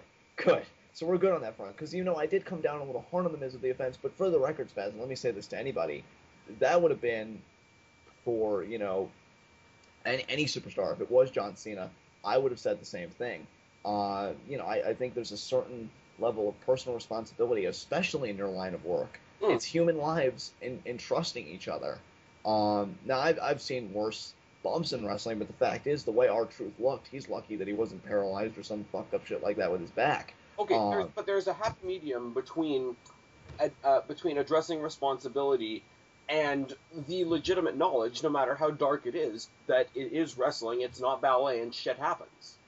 Yes, but to me, Miz's positioning is what I think got me so pissed. Like, if he was far away, then I would blame R-Truth. I'd be like, dumbass, you don't take a spot like that when there's nobody there. It really looked like, to me, Miz could have caught him, which is why I said, at least suspend him, past the Elimination Chamber pay-per-view, and then have him back the Monday after. So, not necessarily like a 30-day suspension, but, something. And I would have said the same thing for John Cena. Hey, they kept him off the TLC pay-per-view. I thoroughly enjoyed the pay-per-view, so clearly they don't need John Cena for every single pay-per-view. I would have said, hey, John, we're going to have to postpone this shit with Kane. You fucked up, and now you pay the consequences. And you know what? And this is not... Okay, and this is where, believe it or not, I'm not actually taking a shot at John Cena. This is legitimately a message to, like, the WWE, as if any of them are listening. But TLC was one of the top 3 matches of last year, as far as I'm concerned. Would you go that far? I would say so. And it didn't have any John Cena in it. And it's not a matter of saying, okay, well, it was better because John Cena wasn't there, but it's just a matter of saying you're not gonna, have your plug pulled. You're not gonna like lose your life support if John Cena's not the main event of every pay-per-view. And I think it's irresponsible on every level because you're not building anybody else up, and it's putting way too much on John Cena to have that mentality of that. Without John Cena, everything's just shit. And everybody's the only one people are tuning in to see is John Cena. Well, clearly not, because look how much praise it got. You go to the tables, ladders, and chairs, or not tables, ladders, and chairs. That's what I was just talking about. You go to Money in the Bank this year, which is largely being hailed as the best pay-per-view of last year. Yes, the match with John Cena versus CM Punk was amazing. I personally believe that CM Punk carried John Cena through a lot of that match, and I believe that Punk, even though he got the amazing victory, it not being clean, put a big fucking spin on it. But no, John Cena doesn't have to win for you to sell a show. Go back as far as last year's WrestleMania. I'm sorry, I'm biased because they're both in my Fave 5, and I think they're both a hell of a lot better than John Cena. Randy Orton versus CM Punk stole the show. Yes, Randy Orton versus CM Punk stole the show for me last year's Mania. I'm sorry, I'm a fan of Triple H and Undertaker. I was underwhelmed by that match. The whole thing with The Miz going over John Cena, I should be celebrating in the streets because of that, but no, I wasn't, because he got buried by the Rock Cena story. CM Punk versus Orton, which was on the beginning half of the show, was the highlight of the show for me. It was a great feud. Honestly, though, I heavily disagreed with Randy Orton beating CM Punk 3 straight times. I mean, at the very least, 1 to 2. I'm talking. I'm not addressing. But their Mania match was epic, though, as a start. I think the two of them going together and both going into like sort of the little more unstable parts of their personas at the same time, almost mirroring each other, was epic. Because I don't think anybody saw that coming at that level. Right. No, it was a great match, and the spot at the end where he catches him in midair there, KO, I kind of saw it coming, but it's still a beautiful thing to see. Well, it brought flashbacks of, shooting airborne into the RKO, which was awesome. Yeah. Which was sick. But as much as we, think this way or that way about Evan Bourne's not a main eventer. Like, this match could main event a pay-per-view, and I would quite happily buy it. Oh, absolutely, without a doubt. I would have loved to see that. I mean, no, just my thing is. What'd you say? I just said I would have loved that feud to go farther, the CM Punk Randy Orton, but with them being on different shows now, it's kind of meh. Yeah, it is definitely harder to. Because believe it or not, there is still a brand extension. Yeah, I know, right? It's crazy. Raw Super Show. I mean, we are fighting over the Cena title and the WCW title, but still, there are two brands. I just feel like Miz being a Money in the Bank holder, it would be like, hey, you all were wondering what I was going to do at this WrestleMania? I'm bringing it back full circle. Consider this the reset button of The Miz, and now that I have Money in the Bank, I'm going to become even more awesome. And then, John? Yes? I want to paint a picture that just flashed into my mind. Okay. Everybody else is taken out in the Money in the Bank match. The only two guys going up the ladder are The Miz and Dolph Ziggler. They both have their hand on the briefcase when they fall from that hook, and they both legitimately hold the case. Jericho and Punk come out to have their match. Miz and Ziggler come out with both of their hands still on the case and say, guess what, Fatal 4-Way, bitches. Wow. Honestly, that would be a new spin on Money in the Bank, because WWE is probably going to be thinking to themselves, okay, what do we do once we finally have somebody cash in and lose? Because that's inevitable. It's going to have to happen. I don't think it will. I think it's... And I don't make this comparison lightly, but up until this year, we've been saying, as in regards to Undertaker's streak, it's not like who's Undertaker going to face this year, it's like who's Undertaker going to beat this year. And we tune in to watch Undertaker win. I think it's the precursor. It's like, okay, this guy's going to be champion. Like, right. I don't think people are saying Undertaker has to lose before he retires. I don't agree. People are saying eventually somebody with the Money in the Bank briefcase has to lose. I don't agree. Interesting. I feel like you're dealing with two different animals, no doubt, but you may be onto something. Oh, I'm just talking about in terms of the assumption level, and people always assuming that the assumption level is bad, whereas sometimes the assumption level is good. Look at Alex and Daniel Bryan and his Money in the Bank case. That's a prime example. Right. Nobody... Okay, our friend Jamie, Rotisserie Jamie loves Taker, etc., etc. It wouldn't happen now because he doesn't need it, but can you imagine if Undertaker won Money in the Bank? Oh my god. It would be a spinning crucifix title. Anyways, moving on. I do. Which I actually don't knock it until you try it. That actually sounds kind of epic. At least it's not bling. That's all I'm saying. It's your turn, man. I think we've done this one to death. Let's see. What do I? Okay. Hello? Okay, I got one for you. Okay. Who do you want? Always stressing that. Name 3 guys who you want, and it could be a force you want to see as champion in 2012. I'm talking World Heavyweight or WWE. Like new champions? New champions, but Like- they could be guys who held the belt. Like, say, for example, I mean, by all right, Dolph Ziggler is a former World Heavyweight champion, even though he held it for 20 minutes. Right. If you would want Dolph to regain the championship, that's an acceptable answer. They can be former champions, but, like, what 3 guys? I would prefer some new blood if you can, but what 3 guys would you like to see win a belt in 2012? Right off the top of my head, Orton, Miz, and Alberto Del Rio. Oh, sweet. Because Orton, I think, he deserves to take that peek back over into the main event scene after all he's done to help the mid-card in the past sort of 6 months or so. Because I really do think that he needs to get some kind of receipt, because he did, and I'm not saying it's a bad thing by any stretch of the imagination, because it definitely makes you a more diverse star to dip in and get in with the new talent and help them come up. But I really, really think with the amount of people that he's brought eyeballs to, whether they necessarily won or lost, he's brought eyeballs to a lot of people. I think the Royal Rumble would have been a great way to thank him for that. I think giving him another title, even if it's, a temporary sort of like a cursory thank you type of run, or for him to hold the belt while some youngster gets their first shot and he can put them over like he did to Mark Henry, would be fine. And you're writing to me. Keep going. All right, I don't know where John went, but here's my second thought. Miz got buried at last year's WrestleMania, and nothing really else. He walked out of there as champion, and it was an afterthought. And that's really, really sad, because that was the first push that sent his boulder downhill, and he has not recovered since. Alberto Del Rio, I liked Alberto Del Rio as champion. I liked Alberto Del Rio's rivalries with even John Cena, but I liked Alberto Del Rio's rivalries with The Miz, CM Punk, etc. And I think a lot of people, they're saying, oh, well, he fell off the face of the map and this and that and da-da-da-da, and have been shitting on him the entire time he's been away, is not cool, man, because, like, when he first came in, when he was on SmackDown, etc., people were like, oh my god, this guy's going to be amazing, he should get pushed to the moon. Then he lost to Edge, and, to a lot of people he lost his luster and all that, and now that he's been on Raw and going up against the almighty unbeatable John Cena, and now he's been off injured, and people have been taking the time while he's been injured to shit on him. And at least if you're going to shit on somebody, wait till they come back and see what they can do now that they've recovered. Don't just sit there and poke them like a dead body with a stick. That's all I've got. So, John. John?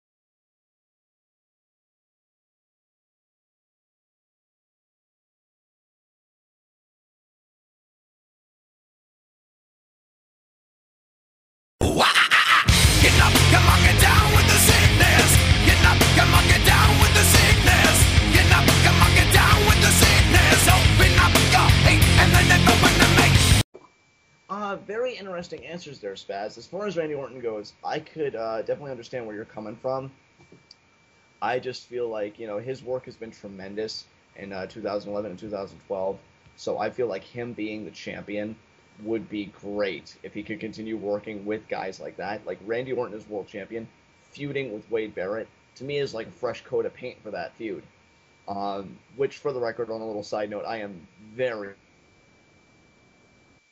disheartened that Wade Barrett's going to miss WrestleMania this year because of a dislocated elbow, because of a screwed up spot in a battle royal.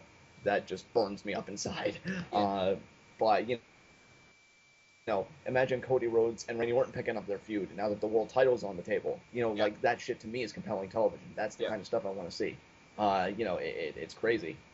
Yeah, like you know, with me, it took me a long time to really, really get on board with Wade Barrett, and I'm not saying he's anywhere near being in my Fave 5. He's not the guy that I tune in to SmackDown to watch. But if I sat here and ignored all the progress and all the strides that he's made, I'd be an idiot, wouldn't I? Definitely. I just feel like, Orton has done tremendous.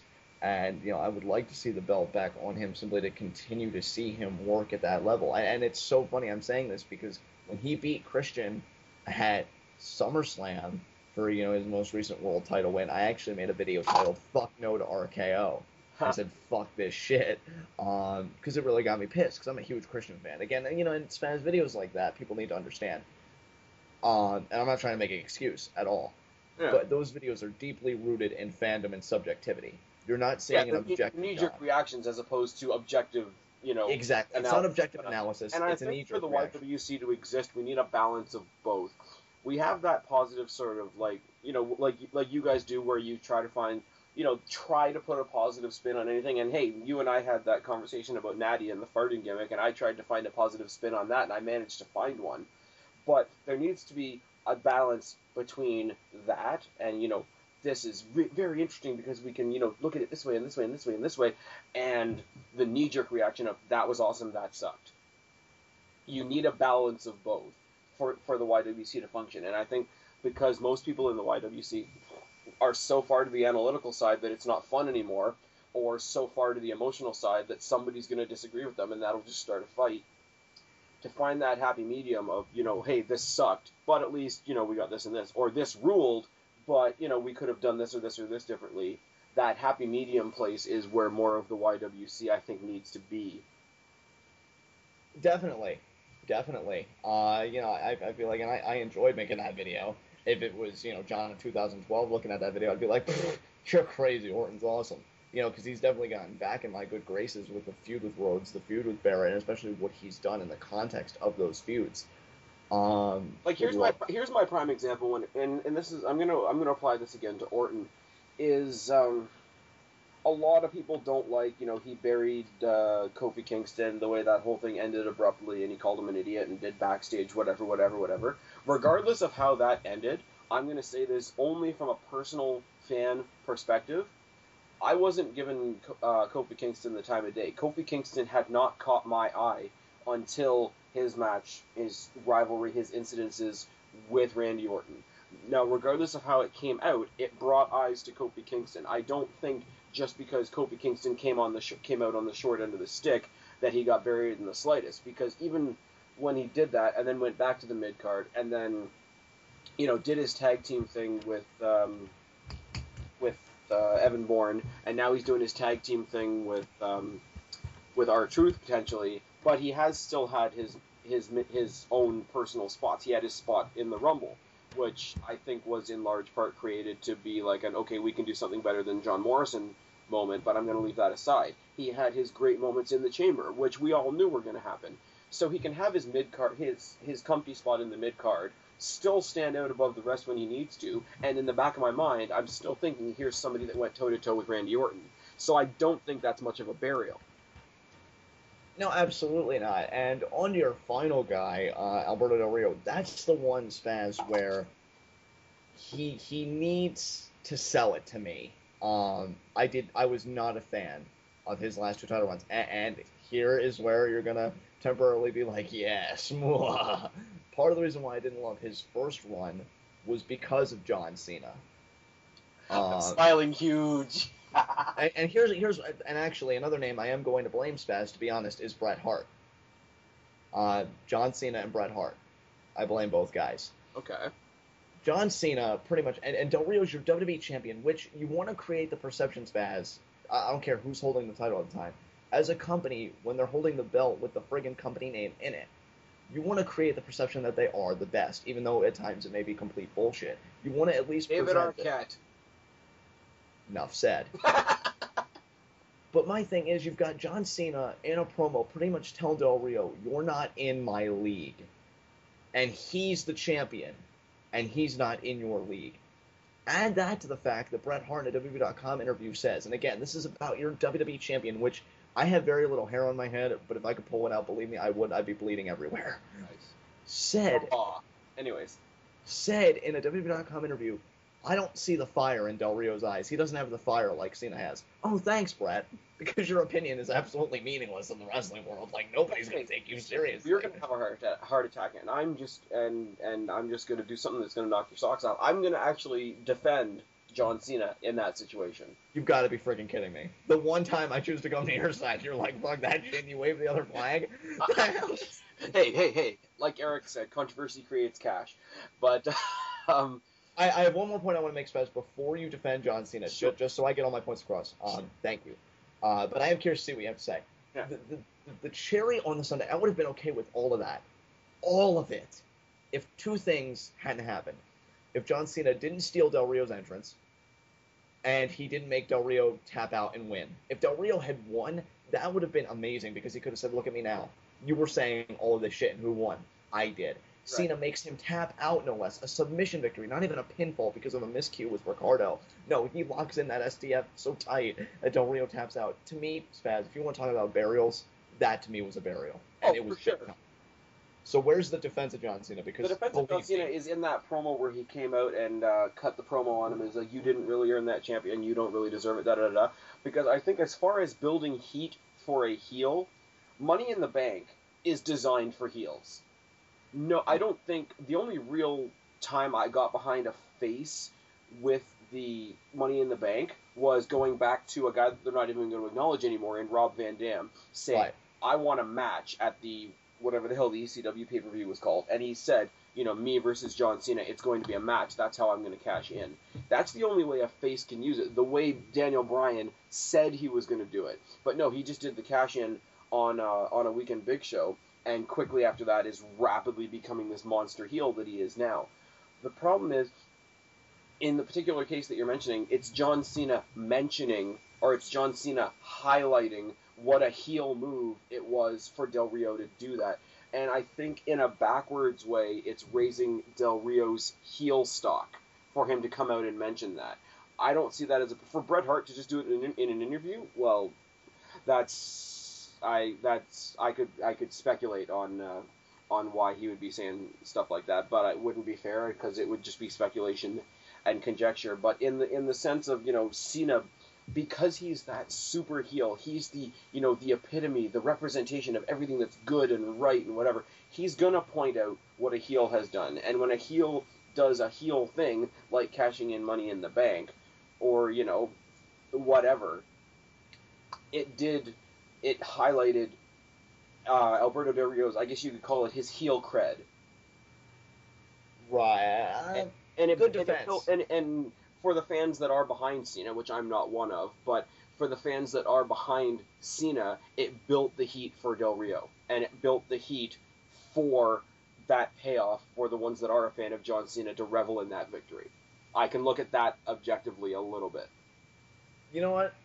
That was a good defense from you. I just wish you would have given me more time to hide the kids and wives, because the day you defend John Cena is the day the world truly does come to an end. Yeah. But I kind of just threw up in my mouth a little. It's okay. We'll make it through together. I'm pretty sure one of your baby. I'm pretty sure one of your kidneys is gone and you'll never live to see the age of 65, but you'll be all right.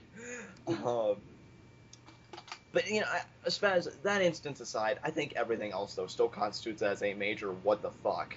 And then what was worse for me, going into why I still can't buy Del Rio as a champion, even in 2012. In fact, I would consider 2012, especially since he's come back from injury, as a repair/reboot period, because the month after, I'm not saying I want John Cena to have a long title reign, but it's the WWE title playing hot potato in context. Del Rio wins it back again at a triple threat in Hell in a Cell. Why couldn't you just retain it Night of Champions and then retain again in Hell in a Cell? You know how impressive that would have been if you're Del Rio? Especially beating two guys, whether you hate John Cena and like CM Punk. I mean, it is John Cena and CM Punk. I did think what they did at Hell in the Cell was brilliant, though. Like the way Del Rio won, or just like the whole... The way that entire match was scripted, choreographed, however you want to say it. Because here's the thing: Del Rio did the one thing by locking Cena out of the cage. Del Rio did the one thing that WWE won't do, and the one thing that marks like me want to do, and that's take Cena out of the title picture. Oh yes! Come on, baby. Well, the day, you know what I want to see? You know what the greatest Spaz heel turn in the world would be? Oh no! If John Cena was a YouTuber like us, and like you hugged it out with John Cena, that would be the greatest heel turn. That would be the most disturbing thing since Eric Bischoff walked across the Raw stage and hugged Vince McMahon. I know, that was disturbing. I love to put it out there. I don't know why we're off on this tangent. Now I loved Eric Bischoff as the Raw GM. He was the last cool Raw GM they had. The competition between him and Stephanie, who I love both, by the way. I mean, I love Teddy Long, but man, Stephanie McMahon was amazing. Bischoff and Heyman. Bischoff and Heyman. The payoff to me was when Heyman got drafted under Eric Bischoff, and he said, "I can just have you wash my car or something." Other than that, though, the bizarre thing about that is, okay, WWE has risen above every other wrestling company that's been out there, right? And TNA is kind of fledgling their way off in the corner, but everybody else has been taken under. But if you think about it, if you have Bischoff on Raw and Heyman on SmackDown, virtually you have WCW versus ECW. Yeah, really. Crazy, man, crazy. I just think Del Rio... that Bischoff wasn't involved in the invasion angle. Oh, that would have been insane. Because I do love, and I have it favorited on YouTube, the one promo that friggin' Paul Heyman cut on Vince McMahon on Raw. I believe I know which one you're talking about. That was epic. That I hate your guts, and I'm not the only one. Your own children hate your guts, and who can blame them? Oh, Heyman. I'd love to see Heyman and CM Punk cut promo on each other. That would be insane. But to me, this is Del Rio's reboot period. I want to see him go through the mid-card. I want to see him demolish guys. Kind of like, this is where I throw up my mouth a little bit, kind of like how he demolished John Morrison in under a minute with the armbar. What I've heard, I don't really like, but what I've heard is sometime this year we're going to, in the mid-card, we're going to have a Del Rio versus a face Miz. Miz as a face would be. Now, maybe I shouldn't say that. I said the same thing about Sheamus when he turned face. Me and Preston were freaking out because we're saying, oh God, no. And then we realized maybe it can work. The kind of asshole that Miz is, I think he could still be that asshole as a face. It would just take a couple minor tweaks. Like if he tried to go like John Cena, Superman, look at me, I'm such a good guy and I'm gonna, hug ladies. Love me! Face, then no. What? I was like, when you were saying the stuff about Cena, it was pretty much just coming out and saying, love me! Hey, audience, do you love me yet? I looked both ways before crossing the street. It's okay that you don't love me. Does that make you love me? Have any opinion you want of me. First Amendment for the win. Oh, dear God. Oh, my God. If I tell you you're allowed to hate me, will you love me? Now I'm having too much fun with this. It's toxic. Oh, you hate me? Here's a shirt that says you hate me, and it'll still put money in my pockets. You have to admit, though, Spaz, that is genius. It's bad, though. It's like, we'll make money on pissing people off rather than changing the things that we do that piss people off. That's the mentality from the WWE, and I don't like that. So you feel like WWE is just giving you a middle finger that just goes in their wallet deeper and deeper? Oh, dear. Where have we entered? I think we're in the twilight zone of Cena hatred. I don't know, but this all spawned from what is Miz doing at Mania. Alright. we're at the 15-minute mark. I think because this records in 30-minute chunks, we're gonna call it a 15-minute limit on each thing from now on. That seems to make the most sense. What's your next topic? Isn't it? Wait, you asked me what Mrs. Doing a Mania. I think I only have one more. I should be down to my last one, and that was the celebrity one again. Unless you want me to come up with a different one. So we'll go to mine, and then we'll save that one for the in between, and then I've got one more, and possibly a bonus. Okay. Here's a question. Here's a very, very simple question. Now, if John Cena versus The Rock was a one-off, there's the mentality that if this is somebody's last match and they're leaving it to the next generation, they have to leave on their back and leave the company to the next, the young talent, etc., be it Cena, be it whoever, right? Right. Now, we know Rock isn't leaving. Like, he's got a sporadic, Legends contract, which means he's there sometimes, not all the time, whatever. But here's my question. Would it be so horrible? Would it be such an Armageddon if Cena lost to The Rock? Not by any means. I really don't think it would be the end of the world, especially to you, Spaz, if Cena lost this match. I think a lot of people say that Cena needs to win, and I am with that camp, but the fact is, I don't think it would be such a detriment if Rock won. I think it's just a matter of, if anything, it's just another storytelling tool. Maybe Kane was right. Maybe I should have embraced the hate, and Cena just continues down that downward spiral, because you see what rising above the hate gets you. Losses at WrestleMania. It's like John Morrison once mocked CM Punk for. You say you're straight edge, you don't drink, you don't smoke, you don't do drugs, and you don't win championships either. It could just be like rising above hate. Apparently doesn't get you WrestleMania wins, does it?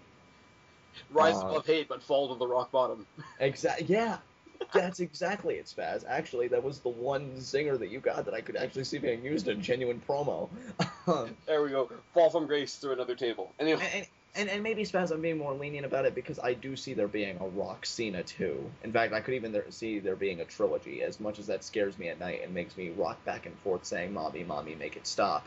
If they built up an even story, like if Cena lost at Mania, had a rematch, and they say had a rematch, because I know he's scheduled for SummerSlam, Survivor Series, and next year's WrestleMania. Now, I don't want to see him against Cena all the time throughout that whole thing, but if you had it, and then you had sort of a revenge-type match at SummerSlam, and then Cena had a match with somebody else at Survivor Series, and Rock fucked him over, and then the rubber match was at next year's Mania, I still wouldn't like it, but I could swallow it because it would have build. And it would be, based on something. But just, I go into this right now thinking, why do I care? I don't like John Cena, and I know he's going to win.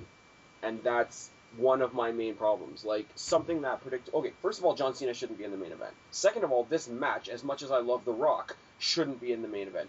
Third of all, I already know 99% in my head who's going to win. Here's my thing. Say what we will about John Cena. He's the guy. Just like everybody's been saying for The Rock that he's going to make money. It's not like Cena's going to be standing idly by sucking his thumb. And I'm going to ask you to not be tempted to do something with that. But he is going to make money. Well, see, the thing is, he's not in Vince's office anymore, so he needs something to suck on. Ayo! I asked you nicely. It doesn't mean you're going to get what you want. Well, apparently I want John Cena off my television screen, and it doesn't matter how nice I ask. The lesson here on the first episode of Grappler's Grab Bag: life fucking sucks. The lesson here on Grappler's Grab Bag, and this is the only time you're ever going to hear me do karaoke, you can't always get what you want. But my thing is, Spaz, they're both moneymakers. Cena, especially being the more relevant fixture between the two. He does the Make-A-Wishes. He has the Twitter followers. He has the Facebook fans. He sells the merch, both good and bad. He makes money. Oh, I've said it, and I've said it to you. I love everything he does when he's not on my television. Yeah. 300 wishes granted by one person for Make-A-Wish is outstanding, no matter who you are. I'm sorry, just what a good friend Eon said about life in the Skype chat's hilarious. Yeah, life sucks and then you die. I saw that. Life's a bitch. Oh! Embrace the eve. Embrace the eve. Or as I'm personally doing now, thanks to one of my Twitter followers, embracing the Otunga, but that's another commentary for another time. Ooh. That's a little Prison Break moment right there that I don't want to have any part of. They're both gonna make money. You, Otunga, and Matt Hardy and a camera, that's just bad news. Don't you ever put Matt Hardy in the same sentence as Otunga again. There you see me already embracing the Otunga. You can't beat the sweater.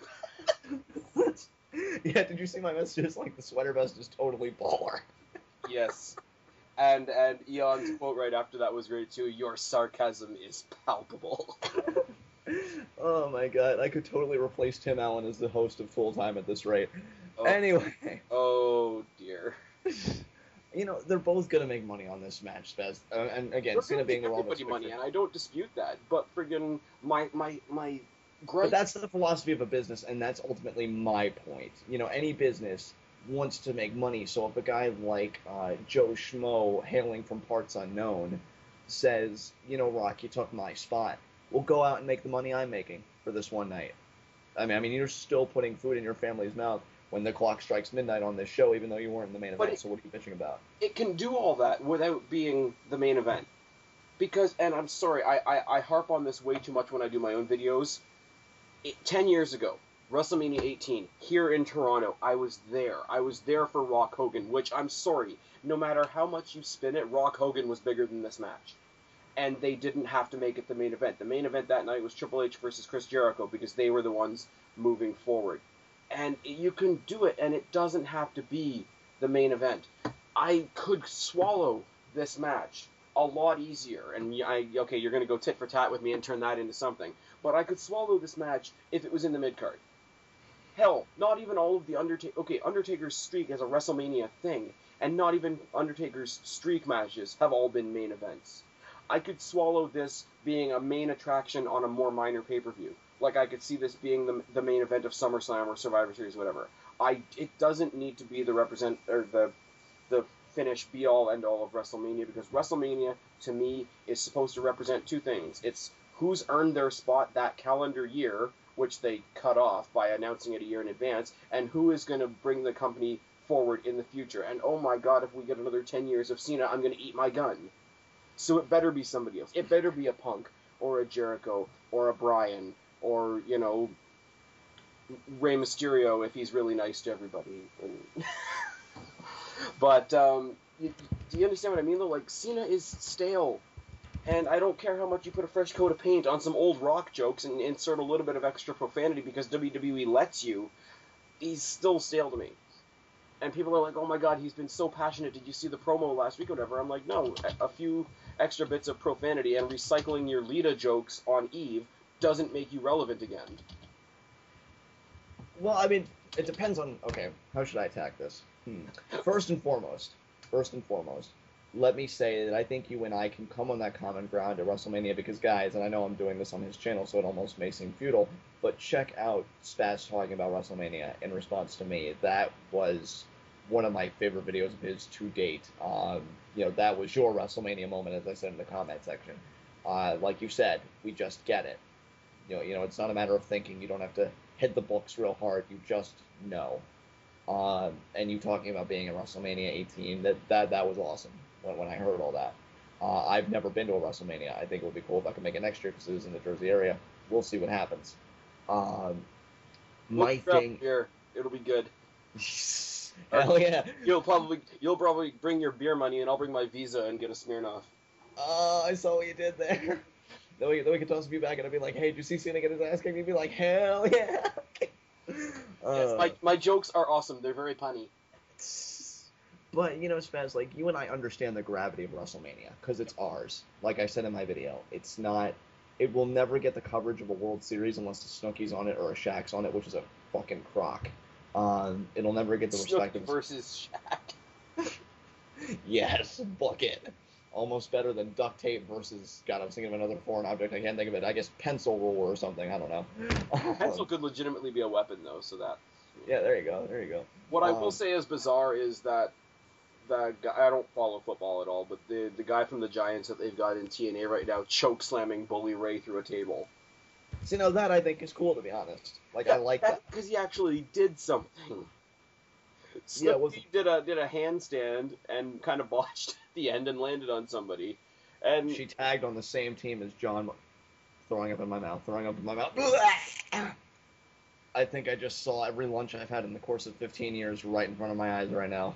Yeah, That is if they hadn't had Snooki on there and they had Melina, like there, in my opinion, should have been, I would have been the most jealous person of John Morrison ever to be on a team with Melina and Trish fucking Stratus. Yes, all bow to the guru. Apparently, Trish Stratus and Lita are going to be in a campy luchador adventure movie in the next couple of months, and that's going to be epic. Well, I know you're such a huge fan of both. You speak so highly of both any chance you get. So, I mean, you're definitely gonna have to tell me what you think of that film. But Well, you know, Lita and Trish Stratus had the rivalry that was the Rock Austin of women's wrestling. yes, yes, and I've loved that comparison that you've used, and you have used it time and again. I think each time it only grows more and more poignant. Yeah. But you and I understand the gravity of a WrestleMania main event because it's the Super Bowl. If you're there, if one person's playing the New York Giants and the other guy's playing the Patriots, guess what? You know, you're there. It's your day. That's why I'm so happy for Alex, because Daniel Bryan's the World Heavyweight Champion. Even if it's not the main event, he's in a world title match at WrestleMania. That's Yeah, but you know what's going to happen with that, and it's gonna upset Alex a lot. Is I heard Santino's getting his rematch the SmackDown before WrestleMania, and it's going to be actually Santino versus Sheamus as the main event of Mania. You're kidding, right? I mean, clearly that was lethal levels of sarcasm right there. Sure. That wasn't really affirming at all. Like, at all. Because you gotta understand, Preston's in the same call, and he's been banking since the beginning that Daniel Bryan wasn't even gonna go to WrestleMania. And to hear this shit happen, Alex will never live it down from him. And I've been saying that Daniel Bryan's gonna go to WrestleMania as the champion all this time, and how happy I've been for Alex because he's If such Bryan has to job to Santino, even if I wasn't a Bryan fan, I would still cry. So you were joking. You were just Jarrett trolling. Well, yeah, obviously. Okay. Just Thank because God. it's there in the call, and I wanted to see what the next size above capital letters is. I hate you. For a few seconds, I hate you. You hate me for a few seconds. Well, we got to take another break, and I think we're moving on because we've done this to death. Hold on.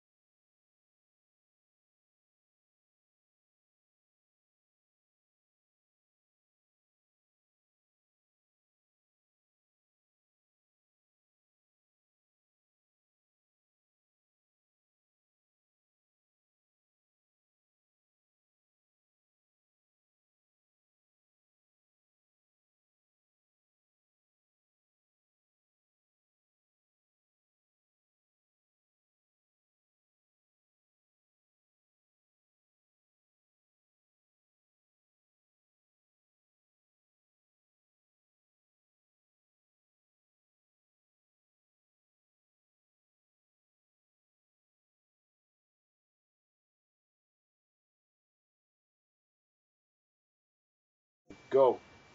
And Spaz, my final question as far as the inaugural edition of Grappler's Grab Bag is, how do you perceive celebrity use by the WWE in this day and age, especially considering WrestleMania 28 is around the corner, as compared to a time when, a celebrity like Mike Tyson was actually an influential part in major storylines?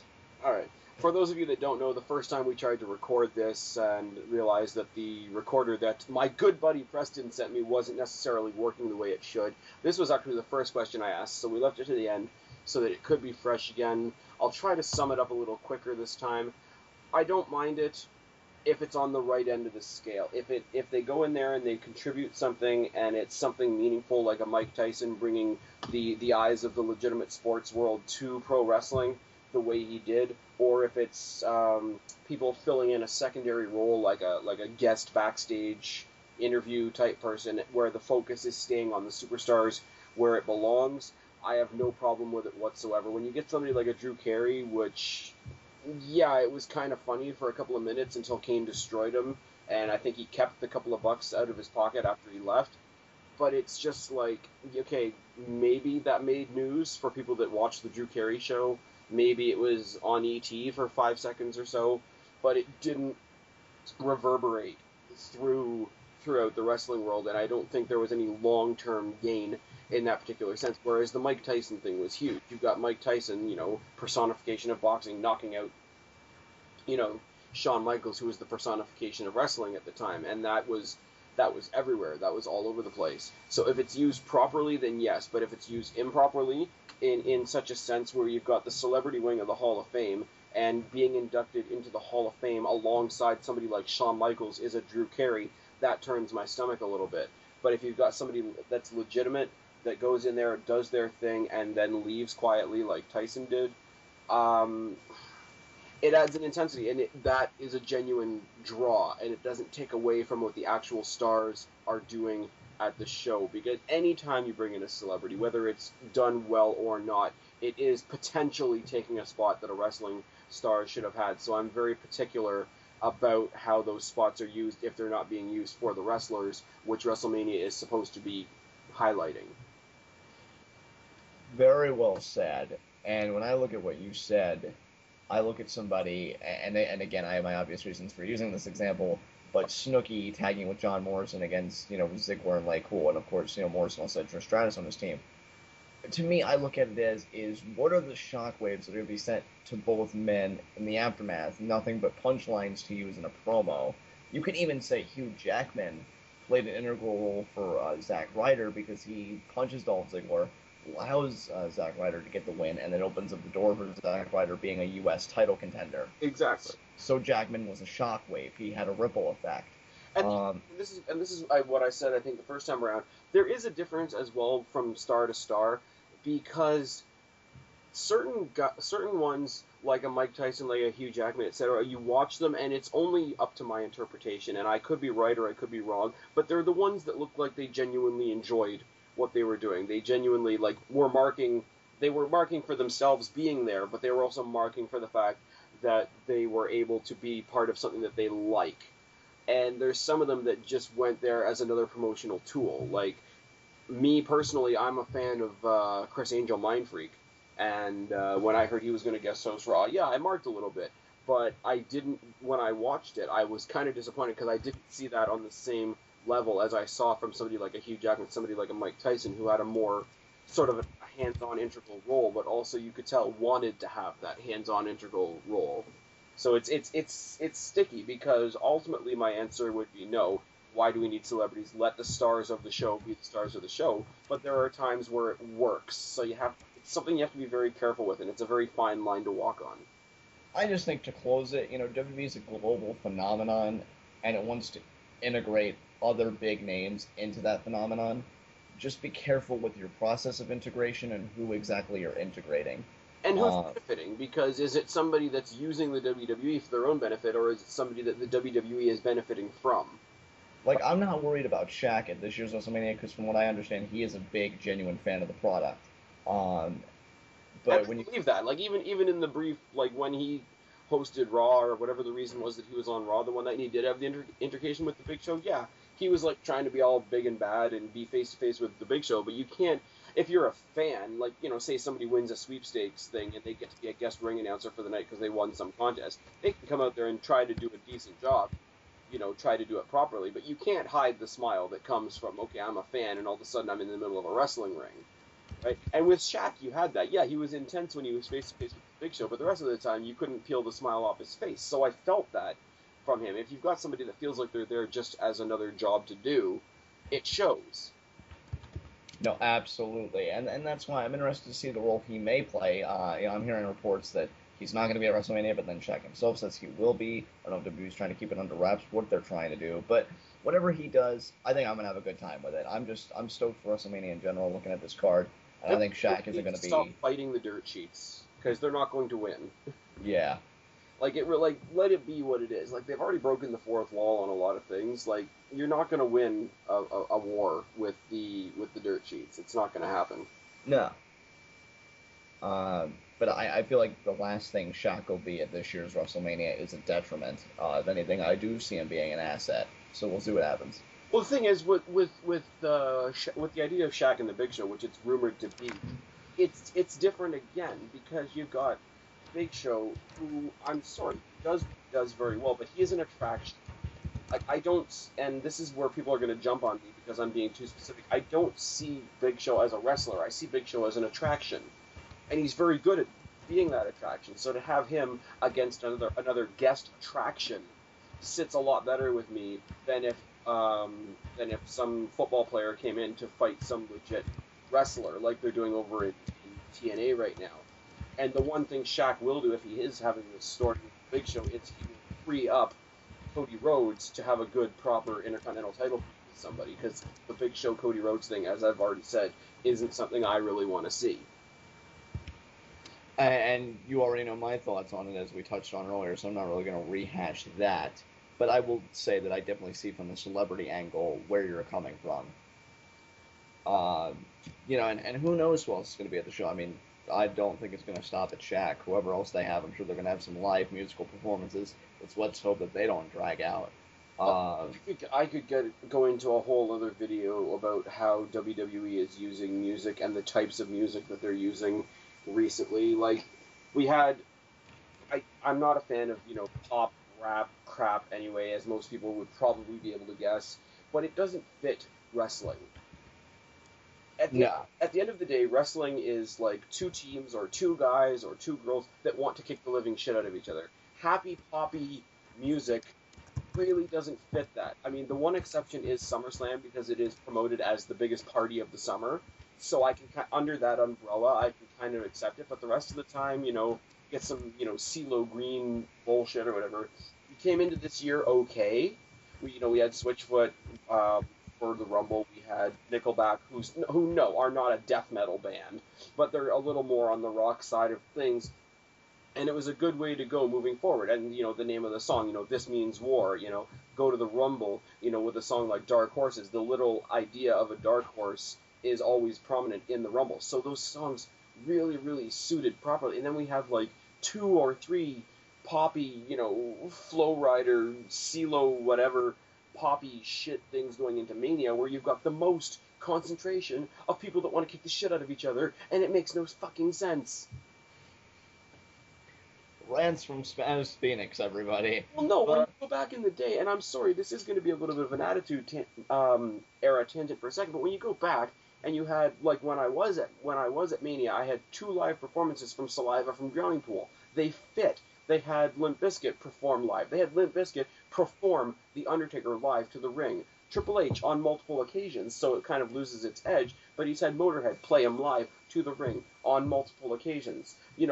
SummerSlam I believe it was SummerSlam Heart and Soul. The theme of that pay-per-view was Highway to Hell by AC/DC. And we go from all that awesome, intense, aggressive, proper-sounding shit to Flow Rider and whatever else they're doing now, and Unstoppable, which has unofficially become John Cena's theme, which is disgusting because he's already invincible. He doesn't need a song that tells us that. You just had an aneurysm. I fucking did. Because honestly, I'm sorry. Choosing that song for somebody like John Cena is looking every fan that doesn't like John Cena already in the face and flipping them the bird. There's no other way you can look at that. Oh, Spaz, as far as the music is concerned, I'm not touching the John Cena stuff with a 10-foot pole because I'm still waiting for the big finale. The big John Cena wishes he has a 10-foot pole. You should just record the video tonight. You're in such rare form. It's the collaboration, man. It does something. My thing is, Spaz, is dude, that, this is like a 2-hour video already. I'm not going to be doing another video after this. Oh, hell no. You just look at WrestleMania 19, which had Rock, Austin, Hogan, McMahon. It had Limp Bizkit as the track. Crack Addict, which is, I think, a great song. They had grittier stuff. It was harder hitting. And I agree with you. The poppy stuff, doesn't really have a place. Maybe because it's Miami, Florida, and they want to get the idea, party, nightclubs, all that stuff. But the fact is, it's not a nightclub. It's WrestleMania. Yeah. It's our day. It's our World Series. Our Sorry, Flo Rida, you're not on the list. And that's just it. Spaz, what you just said. You're not on the list, and there are people that I think on our day shouldn't be on the list. I mean, John Cena. Can you behave for like 10 minutes? No, I'm just. It's not happening. And I know it's not happening at all. But I'm telling you, folks, Spaz's video on Cena Rock, I'm going to be on the lookout for it, because if any of these one-liners, zingers, are any indication, that is going to be something hilarious, if anything else. I may not agree with you on any point at all, but that won't mean that I won't laugh. But, I definitely see what you're saying in regards to the music. And celebrity music appearances, like Jan just said in the comment box here, it would be cool if Metallica did a live appearance. I agree about that, and I hate to cut you off, and this is going to edge its way into my next question, so there's a little bit of foreshadowing here, which I think is awesome. The one thing about musical stuff at Mania, as I've said before, the only DVDs that I buy of pay-per-views are the WrestleManias. I have the DVD of last year's WrestleMania, and not only Metallica, but Johnny Cash as well are both edited out of the DVD copy. So you can put it in there, and then it'll be taken out later, which is kind of sad. And it makes no sense. It makes no sense. It doesn't, because they have... Like, the version that I have is Undertaker coming out with that same video of, like, the rain and the cabin and whatever the hell that's supposed to be, and it's his regular Undertaker entrance. And the Metallica portion of the Triple H entrance is just, like, some generic instrumentation that's supposed to kind of sound like For Whom the Bell Tolls. And see, here's my thing, Spaz. Like, even from a technical standpoint, why would you give that extra work to your editors? Be like, hey, guys, guess what? Yeah? We did this awesome thing, and now you have to take it out.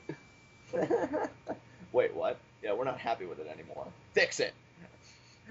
And then... even, like, the WrestleManias that I have, like, the first 21 are in a box set, because I was able to find it for cheap, right? Dude, that's sick.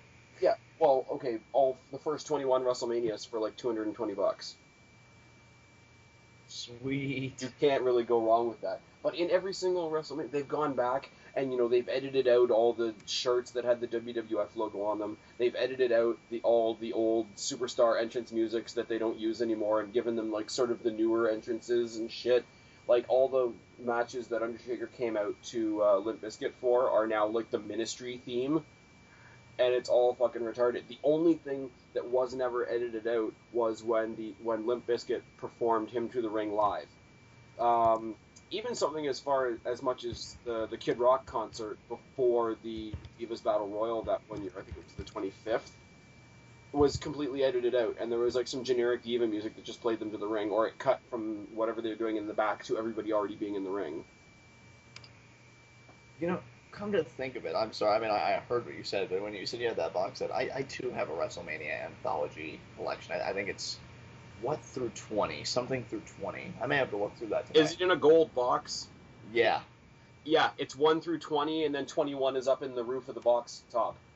Sweet. You have the same box set I do. Good job, bud. Honestly, with how I've been studying Jake Roberts recently. Maybe I'll study his WrestleMania appearances and actually watch them on DVD instead of looking for them on YouTube. Because I think he had a match with $1 Million Man that I've been wanting to see, but I cannot find it on YouTube. So I actually have it on DVD. I win. Um, Nice. but all that said, uh, I just feel like Spaz, it's stupid because you do something so epic that a guy like Preston, who's a diehard Metallica fan, would probably like mark just by the appearance of Metallica themselves, and we haven't even had the match yet. My next question. It's fucking ridiculous. It's like he would mark for that alone. Never mind the fact that it's Triple H and the Undertaker. Exactly. I really didn't like the whole Johnny Cash thing because I hated it. I like the song, but the Undertaker music is part of what makes the entrance. Right. Anyways, you know what? I don't care. I'm just going to segue into my last question because it's already been foreshadowed so much. Do it. Going to the Metallica reference. Going to Metallica being used for Triple H's entrance last year. And now, do you think there's any significance to the fact that they used Metallica for Triple H's entrance last year and they're using Metallica more for The Undertaker this year in that same feud? Interesting. Now, see, this is where I may be handicapped a little bit because, I don't listen to much Metallica. I mean, Preston's trying to get me to. I've listened to maybe 2 or 3 songs, if that. But I do agree with Deluxeman's assessment down here. It's kind of like the music you would expect from an Attitude Era, or at least it reminds him of it, and I would be inclined to agree. Yeah. When you hear them, it's like, it has the attitude. So I think the music Spaz was supposed to create, and what it was supposed to create both times, is that atmosphere of, it's a throwback. Yeah. Let's go back in time together, and let's enjoy this clashing of a world that once was, a world that we call the Attitude Era. And I love that, and I think that's part of the appeal in general for sure. What I'm talking about is literally the paradigm, or maybe paradigm's not the right word. That it was Triple H last year, now Taker this year. That now it's Taker this year. I really didn't look too deep into it. I really don't know if there is any significance to that. I mean, let's be honest. Triple H did have Metallica as his theme. He still lost the match. Maybe Metallica's cursed. Maybe now Taker will lose and it'll be 19-1. Well, this is something. Here's the thing. Like, they used "For Whom the Bell Tolls" for WrestleMania last year. Now, not even going into analyzing the lyrics of that, but just the title alone, "For Whom the Bell Tolls." Is that not a title that sort of brings out creepy sort of thoughts that would make you think that they would have applied it more to the Undertaker? Right. And this year, the Memory Remains being applied to him again. Again, it's when you hear songs with the word memory in them, like "Leave the Memory Alone," which is the song that they used for all the Ric Flair tributes when he retired. Anything with the word memory in it automatically brings to mind, especially in wrestling, the idea that, okay, we're going to be remembering them because they're not going to be there anymore. And it's that sense of foreshadowing. And I really hope I'm wrong because, Damn. I didn't even for a second bring it to that level, but I can see now why this would be a question for you on Grappler's Grab Bag. Maybe. I'm assuming you watched the Undertaker commentary. I know you did. To me, I was commenting to you on Skype, even though you weren't there while I was watching the movie or the video. Yeah, I remember because you gave me such great compliments because you were like goosebumps, and I'm like, oh damn, that's fucking awesome. But to me, I guess because random shout out to Jamie, just because. yeah, Jamie, you're awesome. There we go. But here's my thing, and maybe I am a little bit too passionate about pro wrestling. I'll be the first one to admit that. Maybe I do have a problem. There's no such thing. And I was about to say that. I was about to follow up. But my thing is, the idea of a wrestling fan, even though I've only been watching for 11, you'd think my passion extended a lifetime.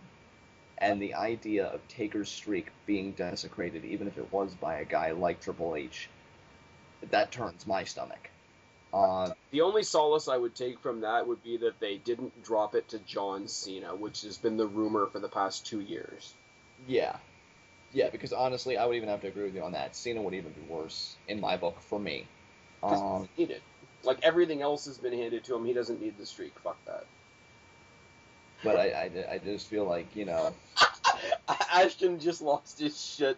God damn it, you are obsessed. Ugh. Oh, It's maybe. just, it's just been like one zinger after another. Yeah, Um, about a couple other things, like but I just, Santino versus Sheamus at Mania. oh God, burn in hell. But you Yeah. got me good though. That I will admit. I concede to you, sir, on that round. You got me. But my thing is, Spaz, you look at something as prestigious as the streak. Some wrestling shooters even argue that the streak is more prestigious than the world titles. Um, and I mean, I don't know how I feel about that particular point, but Yeah, it, there is a relevant point there. I would say so to a degree. But I I'd, think, I'd say when it comes to Mania, they're neck and neck for sure. right. Like this year, I'm sorry, even though Undertaker Triple H is going to be amazing, the reason I'm buying Mania this year is Punk Jericho. I would not have a problem with Punk Jericho going on before the Hell in the Cell match for sure. If The It Rock probably will. is I'm not sure, but I wouldn't be surprised if it did. yeah, I just, I look at it and I say, this is something that cannot end. Um, I mean, if Undertaker is gonna fade away, I just think it should fade away um, quietly. Just saying that, it was a great run, but he's yeah. collected all the souls he's needed. He Yeah, can leave and now. let him go out on top. I mean, I know it wasn't Edge's choice to retire, but Edge's last match was successfully defending the world title at WrestleMania, and nobody really complains about that. So if Undertaker, even if he was able to hold up the streak now and then retire, I don't think anybody would have a problem with it. But some people have that mentality that if you're going to leave on your own terms or whatever, you should leave on your back, and I don't think it's necessary at all, especially when he's fighting somebody as established as a Triple H. No, I mean, if he was facing a younger gun that you and I are fond of, be it a Ziggler, a Barrett, a Rhodes, or whatever. Rhodes. Rhodes, which I said, Punk. The fall of the streak is a beautiful disaster. That's poetic. That works. I'm good with shit sometimes. Indeed you are, my friend. Otherwise we would not be here now. Indeed you are. I look at it as it's the Undertaker. It's the end all be all in pro wrestling. I mean, if you want to really hear me praise and get down on my knees and whatever, um, I just look at it as go watch our best, greatest top 50 superstars in the last 30 years video, which you can find part one on Deluxeman's channel. Um, yeah, and I agree, Alex. It is going to be the main event, unfortunately. Not if I turn off my TV before it starts. Would you really? I'm going to ask you this side question. Or are you going to stick it out? Are you going to see it through to the end? Because I have watched shows with a lot worse on it, so I am going to stick it out. But I'm going into it expecting nothing, so I can be pleasantly surprised. Preston's told me that he's seriously considering stopping Mania right as the main event's about to start.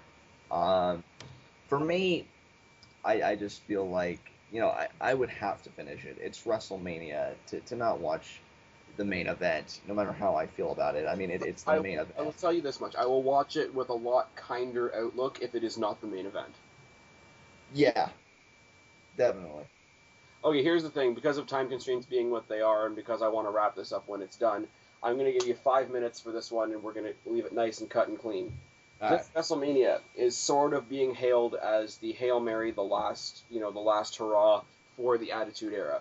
If that is the case, would you accept guys like The Undertaker, guys like Triple H, guys like Shawn Michaels, guys like Edge who just retired, guys like, whoever else we want to mention who is still kind of around, breaking kayfabe, coming to the ring at the end of the night for what could be called a curtain call? Not only would I accept it, I'd almost be insulted if they didn't. I feel like bring out the Rocks, bring out the Austins, bring out DX, bring out the New Age Outlaws if they're around, bring out all the Austins, all those kind of guys, just for a chance to stand there, either stand in the ring, pose in the ring, stand on one of those turnbuckles, lean up against the ropes, do whatever you do, and just let the crowd say thank you. they deserve that. You're not going to hear me bitch about it. They deserve it. Hey, WrestleMania. Let me tell you something about WrestleMania. It's, like I said, it's our day. It's a day where we respect where we come from, because whether you're a SpazPhoenix, a Preston, an Eon, an Alex, a John, a Wrestling Jesus, a Bone Duster, whatever, no matter where your tastes come from or who you are, Or we what love it's wrestling. like. That's it. And the idea that people who paved the way to make it the phenomenon that it is, to give me something that for the last 11 years I have loved more than anything, they deserve that much. They deserve that much, and I'm not going to bitch one bit if I see them all come out and have that curtain call. If anything, that bumps the WrestleMania score up a notch for me. There we go. Because it is WrestleMania. It is the only time to do that. But I will say this. Once they do that, and you know, whatever, and I even said this in the Taker commentary, if this is the end of an era as we know it, I feel fine. I think a lot of people are very uncomfortable about the future when they look at our young crop of talent, and maybe some reservations are reserved. But the fact is, I have faith those guys standing in that ring when they have their curtain call can look at a Cody Rhodes, can look at a Dolph Ziggler, whatever, and just say, you know what, I think we did all right. Yeah. The idea of a curtain call, and I just thought of this just now actually, one thing greater than having a curtain call would be to have all that young talent flow out from the back, stay outside the ring, and give them the ovation that they deserve. Just like kind of like Flair's retirement. Like Flair's retirement, like Edge's, like if you see the after the cameras went off the air type YouTube videos that Right. an Edge got. Right. And now, And they deserve that much. That was different because, you know, it was Edge having to leave because of personal reasons, and it was his career was cut way too short, so there was an added sadness to that. But really, like, and I'm not trying to make an Undertaker metaphor here, but if it is the end of the Attitude Era, like the definitive end, it is kind of like a funeral. Yeah. But I mean, I'm no denying that, Spaz, one bit. I mean, you know, this is the culmination of an era that inspired so many wrestling fans and catapulted the business to heights that maybe it would have never dreamed of seeing. like I think what I say about the Attitude Era is, you know, you can have your opinions, and you know, you talk about, you know, the catapulting aspect of it. The era that we have right now is great, and it's fine, and it has its high points, and I will never deny that. But I don't think this era that we're in right now could have catapulted WWE like the Attitude Era did. Like, if this era happened back then, I don't think that we would be where we are right now. We can be the way we are right now because we're already in enough of an eye. I don't think the era that we have right now would have been that spring. I think we've already sprung. Let's think about what we're going to do next. See, here's my thing, and me and the Horsemen have talked about this. During the Attitude Era, you had This Is Your Life segment with The Rock, which got an 8.5, the highest rated wrestling segment in history. Yep. I feel like, you know, we should always want the best from a wrestling product, but I feel like times have changed and there have been so many cultural and societal shifts that we may never see those kinds of numbers again. I feel like guys like Punk are doing the best they can when they get mentioned by ESPN and Outsider magazines as making wrestling relevant again. I tip my hat off to CM Punk every damn day for what he's done, because he got people talking. And, you know, that's something that, as much as I love John Morrison, he wasn't doing it. John Cena was doing it in his own way, but not to the degree that I think Punk was. He was being a good company guy and plugging himself to the outside world. But Punk was actually circulating conversation. Like, what is he going to do?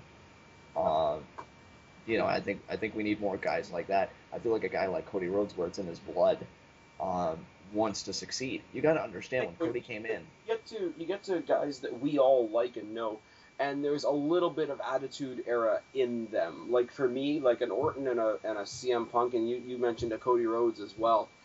I see a little bit of Attitude Era in them, and it's that little element of Attitude Era that's in them.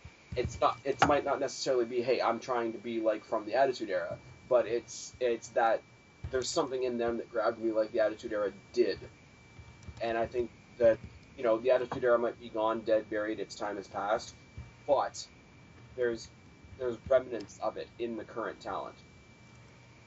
Right.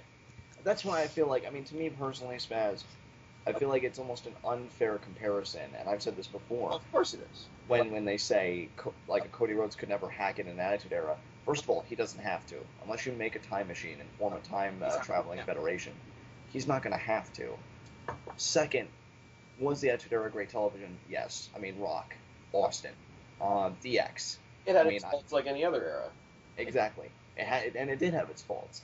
My thing is, when I look at a guy like CM Punk cut a promo Spaz where he says, I don't care if I have to ring announce, be the timekeeper, sell tickets, sell popcorn in the 15th row, do commentary, compete in this ring, I am going to make this the best program possible. I gravitate towards that. Of course Because you do. And here's the thing. In 30 seconds, we have 30 seconds to end this off because I'm not starting another segment.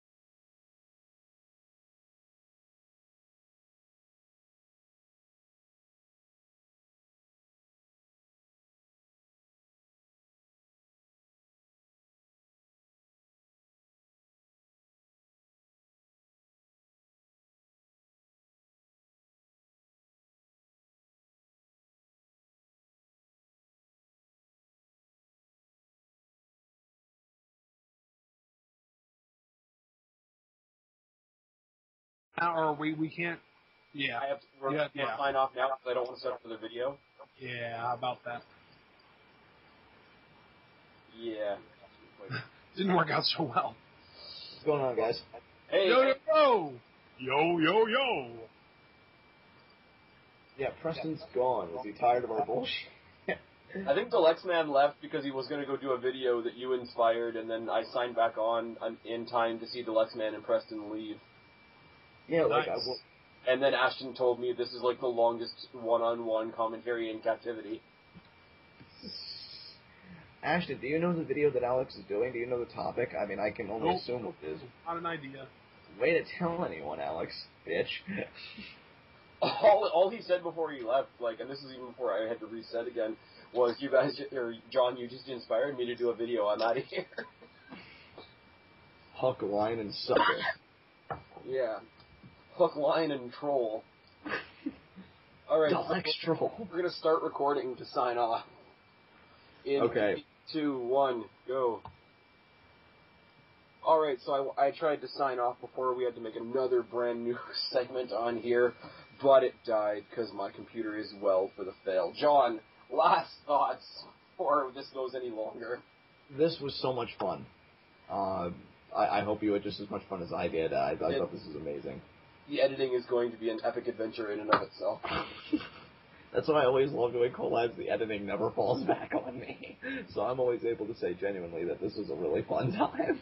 There you go, because we get to sign off and you get to go to bed. I know, life's such a tin cock.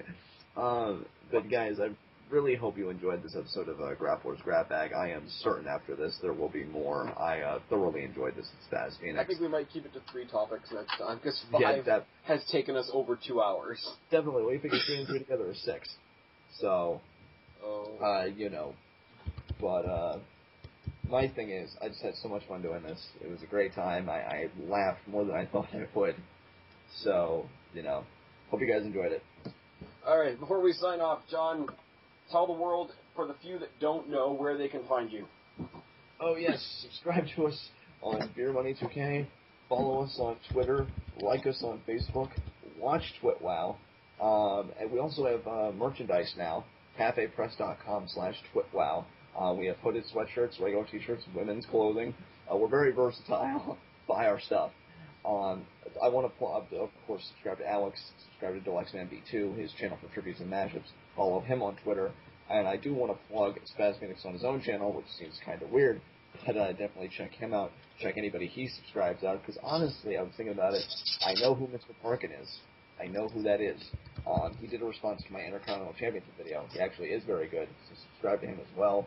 And Spaz is awesome. Check out his positive spin on negativity. Yeah, I could talk, I swear.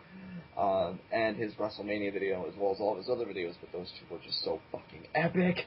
One thing I do have to say about Mr. Parkin and NJ is they are collectively known as the British Fist, and every time they pop out an epic video, I just want to say that the YWC has been British Fisted, but I never quite get the opportunity. We'll see, dreams do come true, unless you're Santino, because then you never win championships. Because the one guy he will never plug is himself, I'm going to say thank you, John, for starting this new series, starting this new adventure with me, which leaves me to the typical, the everyday, the cliche, the standard. I've been Spaz, your YWC reality check. Subscribe up there, talk down there, start a conversation. For God's sake, let us know what you think. Keep that conversation going, and I will talk to all you guys later. Bye.